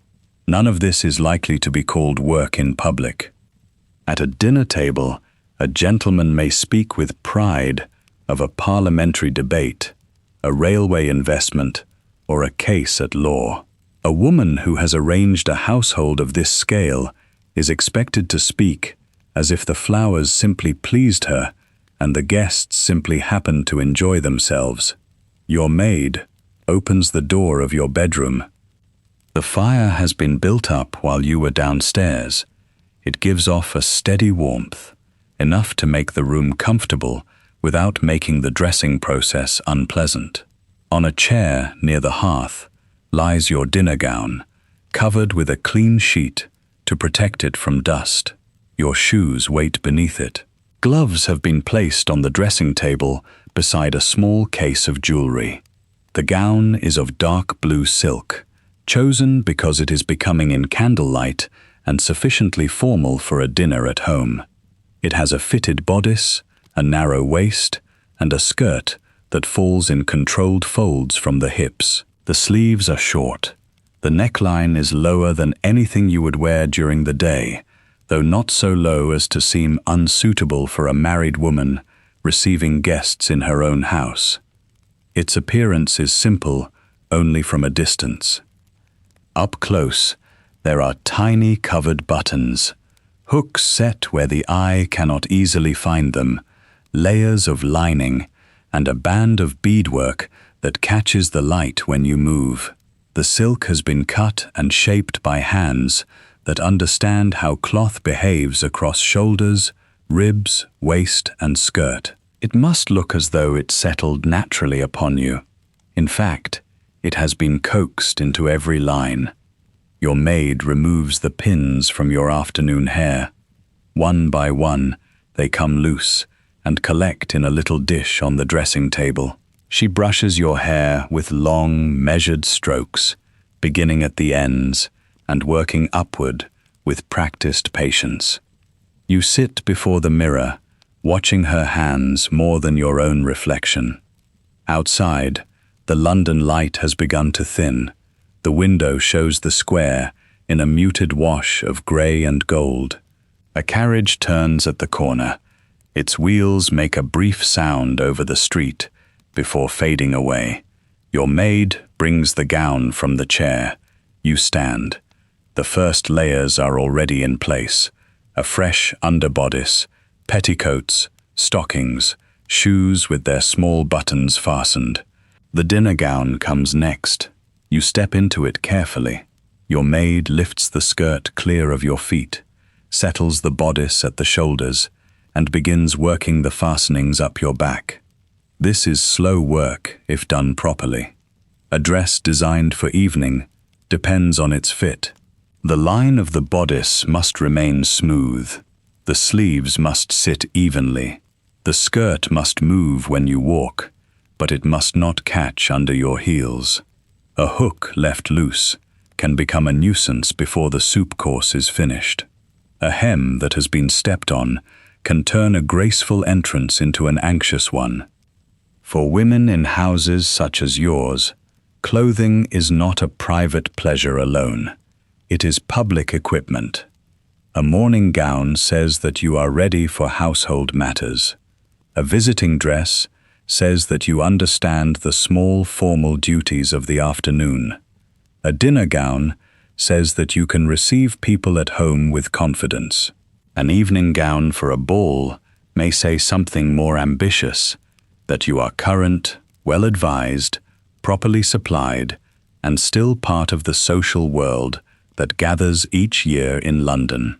The number of garments required can seem absurd to anyone who imagines that wealth means ease. Dresses require fitting, alteration, cleaning, pressing, storage, and repair. Gloves are easily marked. Shoes wear at the toes. Feathers fade. Ribbons crush. Silk can be damaged by rain, smoke, or a careless touch near a lamp. Laundry is another invisible burden. Fine linen must be washed, dried, ironed, folded, and returned in good condition. White gloves cannot simply be ignored when they show a mark. Tablecloths and napkins pass through the hands of laundry workers who may never enter a drawing room, though their work will be placed directly before every guest at dinner. The grand house is full of objects that demand care. Curtains need beating and mending. Carpet needs sweeping. Coal must be ordered, carried, and burned. Glass must be cleaned. Candles and lamp oil must be bought. Flowers have to be fresh, not merely expensive. Even a silver dish, resting quietly in a sideboard, represents polishing cloths, labor, locked cupboards, and someone responsible for knowing where it belongs. Your dress is part of that same system. It is lovely, certainly. It is also an item to be maintained. Your maid finishes the last fastenings. She steps back, studies the line of the gown, then kneels to smooth the skirt. "Your pearls?" she asks. You nod. The case on the dressing table opens with a small click. Inside is a necklace of cream-colored pearls, a pair of matching earrings, and a brooch that may be pinned at the bodice, if the effect seems right. The pearls are not the largest in London, nor the most talked about. That is not their purpose. They are familiar, suitable, and known to belong to the family. Jewelry carries several meanings in a house like this. It can be ornament, of course. Candlelight needs something to catch. A plain gown may be made more formal by a necklace, a bracelet, or a jeweled pin. But jewelry is also portable value. A pearl necklace can be inherited, admired, insured, locked away, brought out for a particular occasion, and quietly understood as evidence of family resources. It can also hold memory without requiring conversation. A brooch may have belonged to an older relation. A bracelet may have been given for an anniversary. A ring may have passed from one woman to another over decades, appearing in portraits, at dinners, in family albums, and then returning to its box between occasions. The objects have their own social lives. They are never entirely separate from money. Yet they are not merely money either. In a world where much property and many decisions remain controlled by men, jewelry is one of the visible forms of wealth that a woman may wear, keep, and pass on. Your maid fastens the pearls at your throat. They feel cool against your skin for a moment, then warm. She turns to your hair. The daytime arrangement is loosened and rebuilt into something more formal.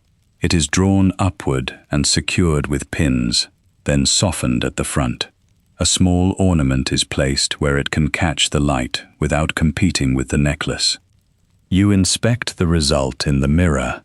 Not too young, not too severe, not too elaborate. That balance matters. Tonight, you must look as though dressing for a dinner party has required neither thought nor effort. You must look ready to welcome people, remember their concerns, guide them through a meal, and send them away satisfied with the evening. On the chair by the door, your maid has placed a light wrap for later. Even in summer, a London night can become cool in a carriage. There are long gloves as well, pale against the dark silk of the gown. A knock comes at the door. Your maid opens it just enough to receive a message from the footman. The first carriage has arrived. You glance at the clock. Earlier than expected, though only by a few minutes. Early guests are not always the easiest guests. They must be received before the room has filled, before conversation has found its shape. They may need attention at precisely the moment when you are still gathering your own. Your maid reaches for the gloves, but you lift a hand. Not yet. The gloves can wait until you are downstairs. You cross to the small writing table, where the seating plan lies beside a silver paper knife. The names are written in a careful row. Your husband will take one guest in first. You will take another. The relation, added this morning, has been placed between two people who can be relied upon to speak easily and kindly. A guest with political interests has been given a neighbor who follows public affairs. Someone shy has not been left at the far end of the table. A seating plan is a modest map of the evening. It cannot ensure amusement. It cannot prevent a dull story, a sudden disagreement, or a guest who insists on speaking only of himself. But it can reduce the chances of discomfort. It can place conversation where it has the best prospect of beginning. It can make a newcomer feel noticed before anyone has said a word. You fold the paper once and hand it to your maid. She places it in the small pocket hidden within the folds of your skirt. Below, the front bell sounds again. This time, there is no mistaking it. The house is beginning to receive its evening. You take up your gloves. Your maid gives the skirt one last adjustment. Then you leave the bedroom, with the warm light of the fire behind you, and the first voices of your guests rising from the hall below. At the top of the stairs, you pause for only a moment. The hall below is bright with gaslight and candlelight, reflected in the long mirror opposite the front door. A footman stands ready beside the rail. The butler, immaculate in black, receives a name from the servant at the door and announces it into the drawing room with a voice that carries without ever seeming raised. You descend at the pace expected of you, one hand resting lightly on the polished banister. The first guests have already been received. A cluster stands near the fireplace, where the afternoon's flowers have been rearranged and strengthened with fresh greenery. The room is not crowded yet. That is fortunate. A small gathering at its beginning needs direction, but it also needs air. Your husband is speaking to a gentleman from Parliament, listening with the composed attention he can summon after a day of committees, chambers, and correspondence. Near the piano, a woman in pale grey silk examines a framed watercolor without quite turning her back on the room. Another guest has been given a cup of tea, although dinner is near. That small exception has been made because she has arrived directly from a long engagement elsewhere and has mentioned the cold. The butler announces another arrival. You move forward before the new guest has time to search the room with that brief, uncertain glance which every practiced hostess learns to recognize. You greet her, ask after a mutual acquaintance, and bring her toward a group where the subject of a forthcoming exhibition has just arisen. She knows something of it. The introduction is easy.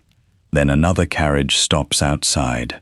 A dinner party of this sort begins long before the soup is served. It begins with letters, cards, lists, remembered preferences, and conversations conducted days earlier. But the first half hour in the drawing room is its first public test. Guests arrive in different moods and from different parts of the city. One has come from a committee meeting, another has left a large reception.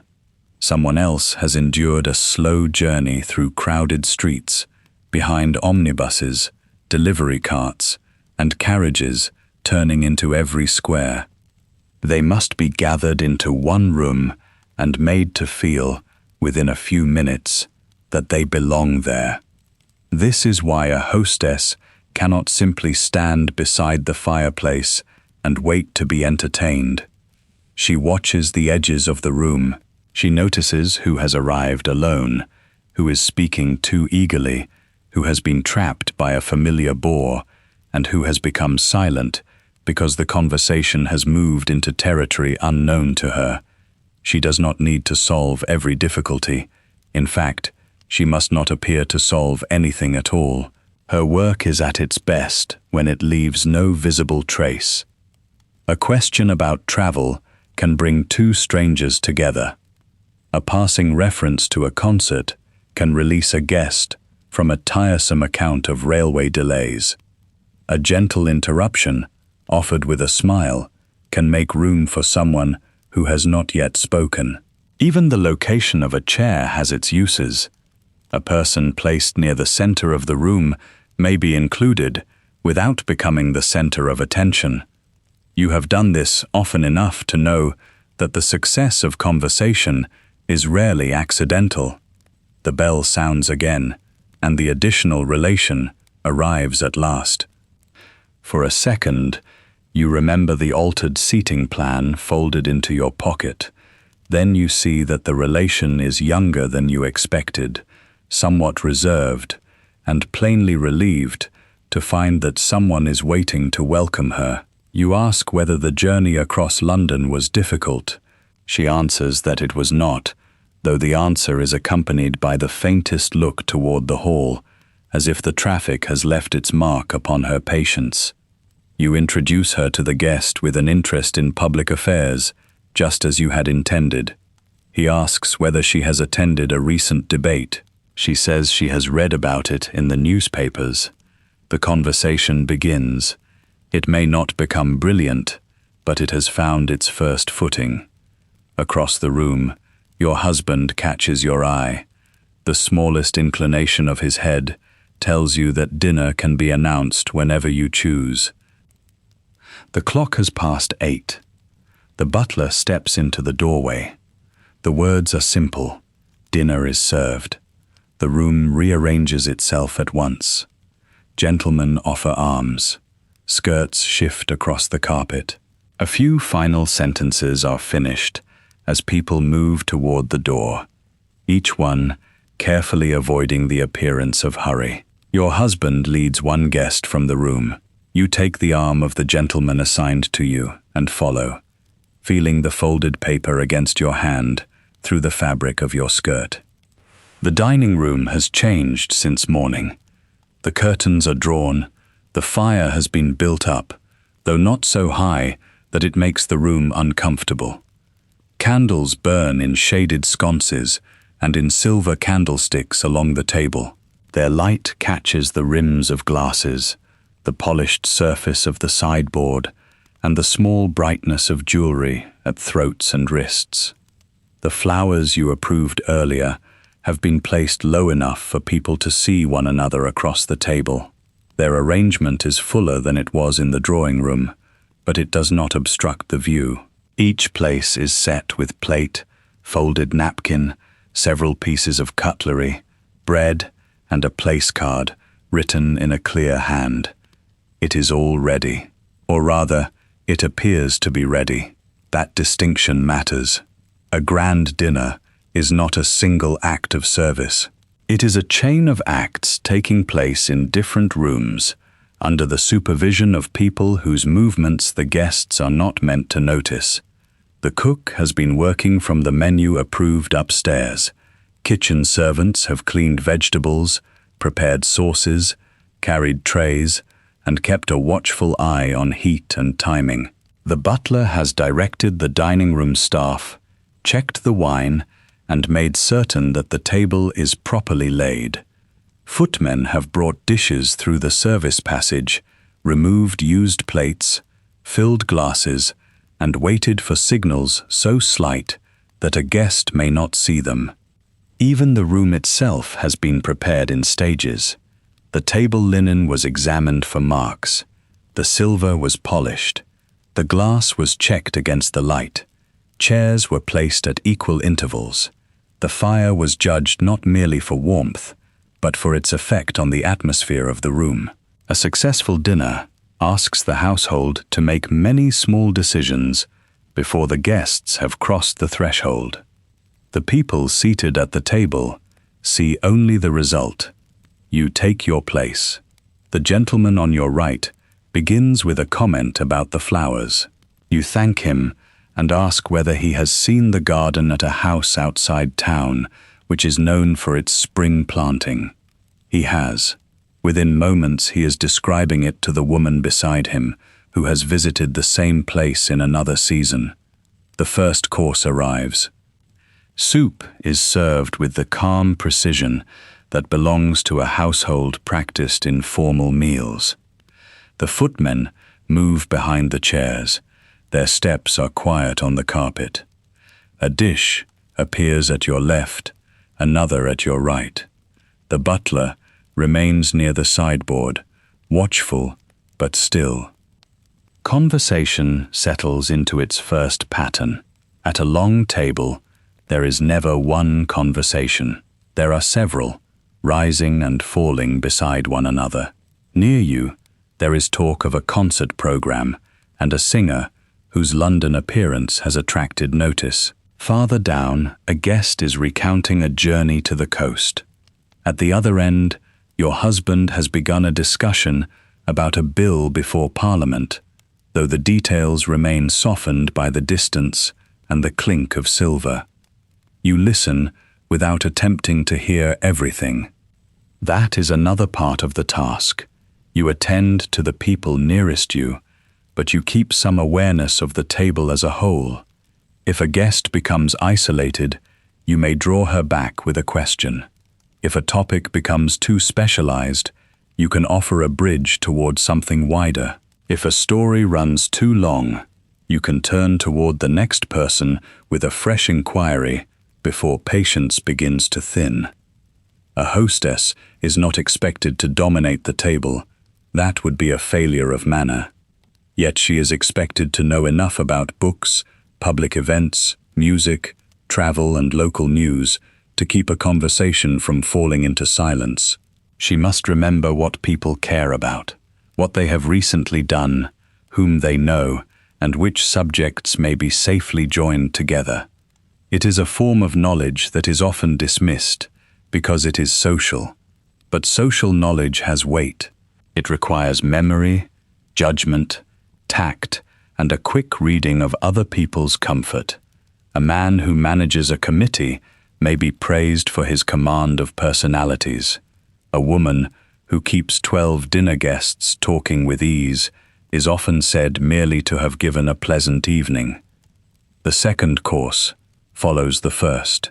Fish is brought in on warmed dishes. Wine is offered. A guest remarks on the quality of it, and your husband gives credit to the merchant who supplied it.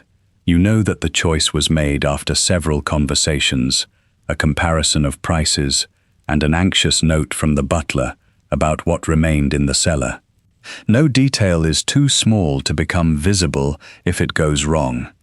The dinner continues through its measured sequence. There are dishes of meat, vegetables prepared with care, and small accompaniments that require more labor than their modest appearance suggests. There is no need for you to inspect the plates. That is not your office in this room. Yet you notice when the service runs smoothly, when a course arrives at the proper moment, when glasses are filled without interruption.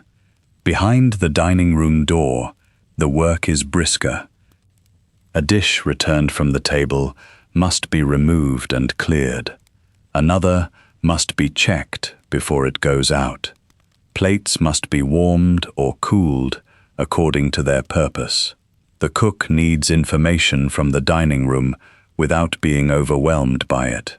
The butler needs the kitchen to send each course at the right moment, while the kitchen needs the butler to keep the meal moving at a pace that suits the guests. A footman may carry a heavy tray, then return at once for glasses or silver. A parlour-maid may be preparing the drawing room for the next part of the evening, ensuring that coffee can be served and that chairs are placed for conversation. In the scullery, dishes accumulate. In the pantry, linen is folded and set aside. The visible calm upstairs rests on a system of signals, trays, doors, timings, and practiced hands. You do not see most of it now. You are meant not to. But you know enough of the house to recognize what it costs. By the time the final savory dishes have been offered, the room has become warmer and easier. Guests who arrived guarded have found topics in common. The younger relation is speaking with more confidence. The gentleman beside you has turned from gardens to books, and then to a recent lecture, which gives you an opening to include the woman on your left. At last, dessert is placed upon the table. Fruit gleams in silver dishes. Small sweets are arranged with care. The candles have burned lower, making the room seem both more intimate and more formal. Beyond the curtains, the square is dark. Carriages pass at intervals, their wheels muted by the street outside. The gentlemen remain at the table after the ladies rise. You lead the women back to the drawing room, where the fire has been refreshed and the lamps adjusted. The movement from dinner to drawing room has its own established shape. It gives the evening another beginning. The table, with its courses and rules of service, has been left behind. Here, the conversation may loosen slightly. Coffee is brought in. Some guests take tea instead. A woman asks to see the music laid ready near the piano. Another settles on a sofa and begins a quiet discussion about an upcoming charitable sale. You move between them, accepting a cup, offering one, remembering to ask after a family member who has not appeared in London this year. Music begins after a little while. No one has announced it as an event. A guest simply sits at the piano and opens a book of songs. The first notes give the room a new center. Conversation lowers. Those nearest the instrument listen. Others continue speaking softly, but even they seem to arrange themselves around the sound. Soon the gentlemen join the drawing room. Your husband comes in with the gentleman who had been discussing Parliament. The after-dinner conversation has left both of them more relaxed, though neither looks entirely free of the day's concerns. Coffee is offered again. A footman passes quietly with glasses. Someone asks whether there will be music. Someone else asks for news of a ball later in the week. The evening moves toward its close by degrees. There is no moment when everyone agrees that it is over. Instead, one guest rises with regret, glances toward the clock, and speaks of an early obligation. Another follows. Cloaks are requested. Carriages are called. In the hall, the butler and footmen resume their visible positions, opening doors, finding wraps, and ensuring that each departure feels as orderly as each arrival. You stand near the drawing room door and say goodnight. You thank people for coming. You express hope that they will enjoy the concert, the gathering, the journey, the visit outside town. You make no promise you cannot keep, but you leave each person with the impression that their presence has been noticed. The younger relation is among the last to go. She thanks you with more warmth than she had shown on arrival. The evening, it seems, has not been difficult after all. At the front door, a final carriage waits beneath the lamps. The guests step out into the night. The door closes behind them. For a few seconds, The hall is filled only with the faint, retreating sound of wheels on the street.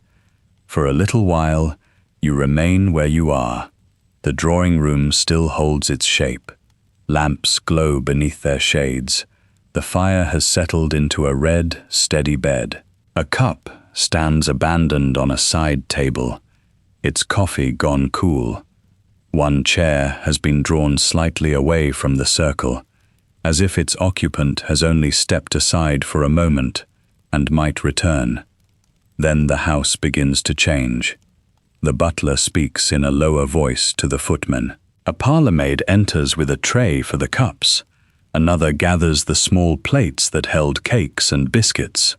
The flowers on the table, which had seemed bright and deliberate an hour ago, now look softer in the late light.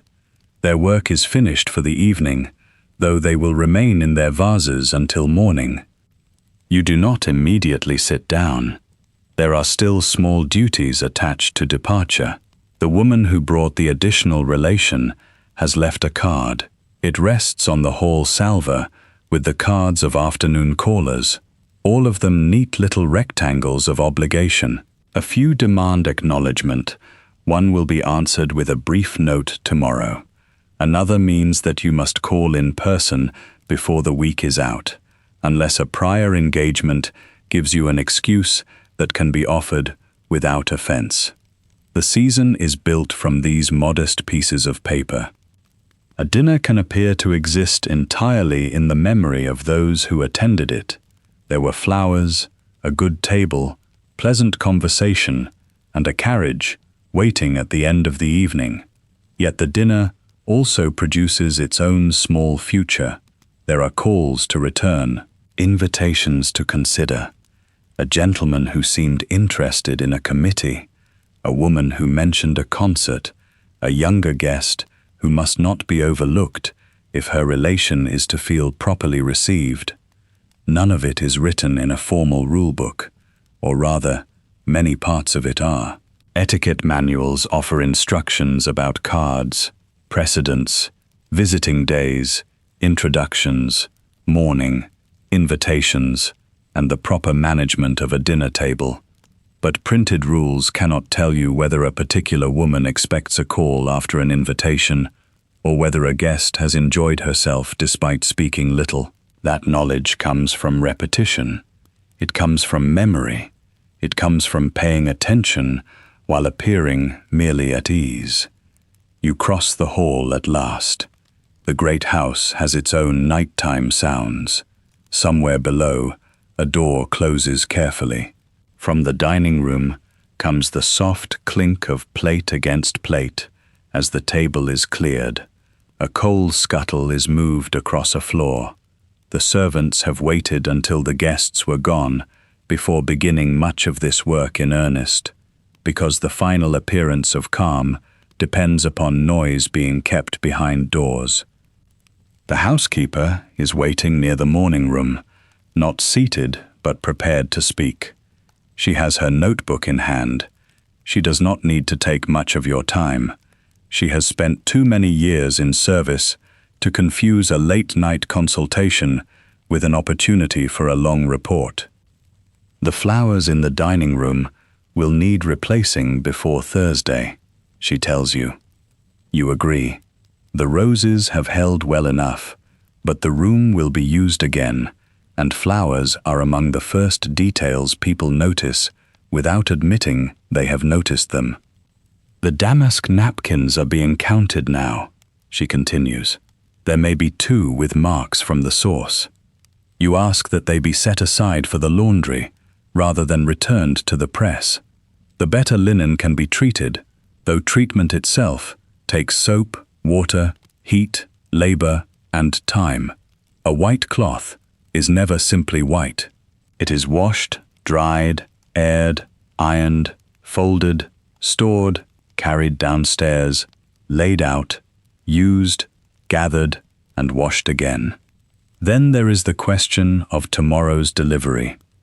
The fishmonger has sent word that he can provide turbot for the luncheon planned later in the week, though the price is higher than expected. The housekeeper waits for your decision. You consider the guest list. It is a smaller meal, and the people attending will not judge the table by one course alone.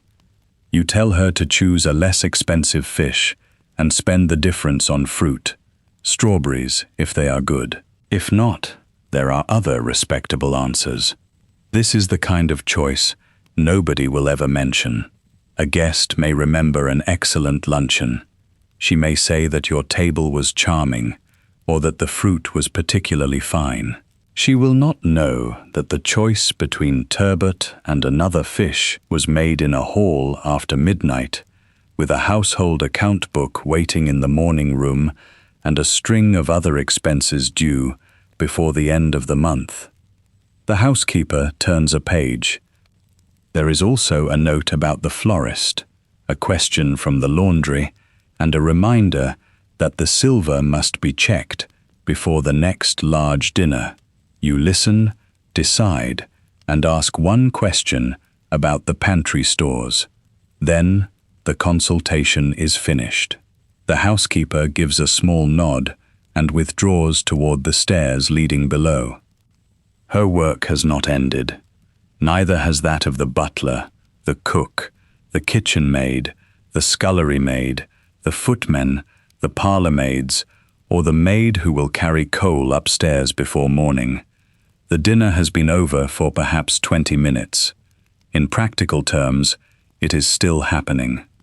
In the dining room, the long table is being returned to its ordinary state. The flowers are lifted away. The finger bowls have gone. The cloth is removed with care, rolled or folded for inspection, and replaced by the bare, polished surface beneath. Glasses are counted. Silver is collected and checked. The room smells faintly of wine, extinguished candles, warm food, and the lemon that has been used to freshen a serving dish. Beyond the swing door, the servant's supper may be laid out when the immediate clearing is done. The cook, who has directed the evening from the kitchen, will want to know whether any dish returned untouched, whether the guests asked for more of one course, whether a sauce pleased the butler, who sees food from the other side of the door. Such information matters. A successful dinner is not measured only by whether the guests stayed late. It is measured in leftovers, breakages, unfinished bottles, marked linen, and whether the next day's work has been made easier or harder. The house is a business, though nobody calls it that in polite company. Its mistress is expected to understand quantities without seeming concerned with quantities. She must know the difference between economy and meanness, between generosity and display, between a room that is comfortable and one that looks insufficiently cared for. She must remember which guest prefers a lighter dish, which relation ought not to be seated beside another, which tradesman has been waiting too long for payment, which servant can be trusted with a key, and which invitation needs an answer before it becomes an insult. These are not accomplishments that can be exhibited like a painting or a gown. They become visible only when they fail. If the dinner is late, people notice. If the wine is poor, if a guest is isolated, if the drawing room is cold, if a carriage cannot be found, if a caller is forgotten, the error acquires a life of its own. Yet when everything proceeds smoothly, the hostess receives credit in the vague language reserved for feminine success. The evening was delightful. The house is so pleasant. You make it all seem easy. Easy is the word that conceals the work. At the foot of the stairs, your maid is waiting. She has already seen to the bedchamber. The fire has been made up. Your night things are laid out. A jug of water stands ready on the washstand, and the curtains have been drawn against the street. You go upstairs. The climb feels different now that no one is expected to see you again. Earlier, each step upward had taken you toward the dinner gown, the jewels, the arrangement of hair, and the long series of conversations waiting below. Now the stairs carry you away from the public rooms into the smaller world of your own apartment. The bedchamber is warm. Your maid closes the door behind you and begins with the gloves. They are eased off carefully, finger by finger, then laid aside. The bracelets follow. Their clasps are small, and the work requires attention in the lamplight. Your earrings are removed and placed in their case. The necklace, which caught the candlelight so effectively at dinner, is folded into its velvet-lined box. Jewelry carries several kinds of value at once. There is the obvious value of metal and stones. In families with money, jewels may also hold the memory of earlier generations, passed from mother to daughter, or brought out for a particular occasion, because everyone present will recognize their place in the family's history. A brooch, a string of pearls, a bracelet with an old design can say that a household has roots. It can suggest continuity, security, and taste. But such objects also need looking after. They must be cleaned, stored, insured where possible, repaired when clasps weaken, and guarded from loss. Their brightness is part of the evening's display. Their maintenance belongs to another chain of work. Your maid unfastens the bodice of your gown. The dress has performed its task. It looked correct under the lamps. Its color suited the room. Its trim was current without being too conspicuous. It allowed you to move through the evening with the necessary assurance. Yet, it is not simply discarded. The skirt is lifted away from the petticoats. The fabric is examined for a mark near the hem, where it may have brushed against a chair or the edge of a carpet. The bodice will be aired. The gown may need a careful pressing before it is worn again. If a fastening has loosened, it will be mended. The dressmaker's skill, the maid's skill, the laundress's skill, and your own judgment about when and where to wear it have all been gathered into one garment that, to a dinner guest, appeared only as a dress. You stand for a moment in your plain underthings while your maid prepares your wrapper. There is relief in the simpler clothing, not because the evening has been unpleasant. It has gone well. The guests arrived, ate, talked, and departed with the proper measure of warmth. The younger relation left smiling. Your husband was satisfied with the company. The cook's menu held together. No glass broke in the dining room. No one was seated in a way that produced visible discomfort. The flowers did their work. The servants moved as they should. You have helped to make all of that happen. This kind of competence is often treated as decorative because it is exercised in decorated rooms. The work is softened by flowers, polished silver, good cloth, and phrases such as hostess, lady, and home. Yet it asks for calculation. It asks for memory, judgment, diplomacy, and a steady awareness of money.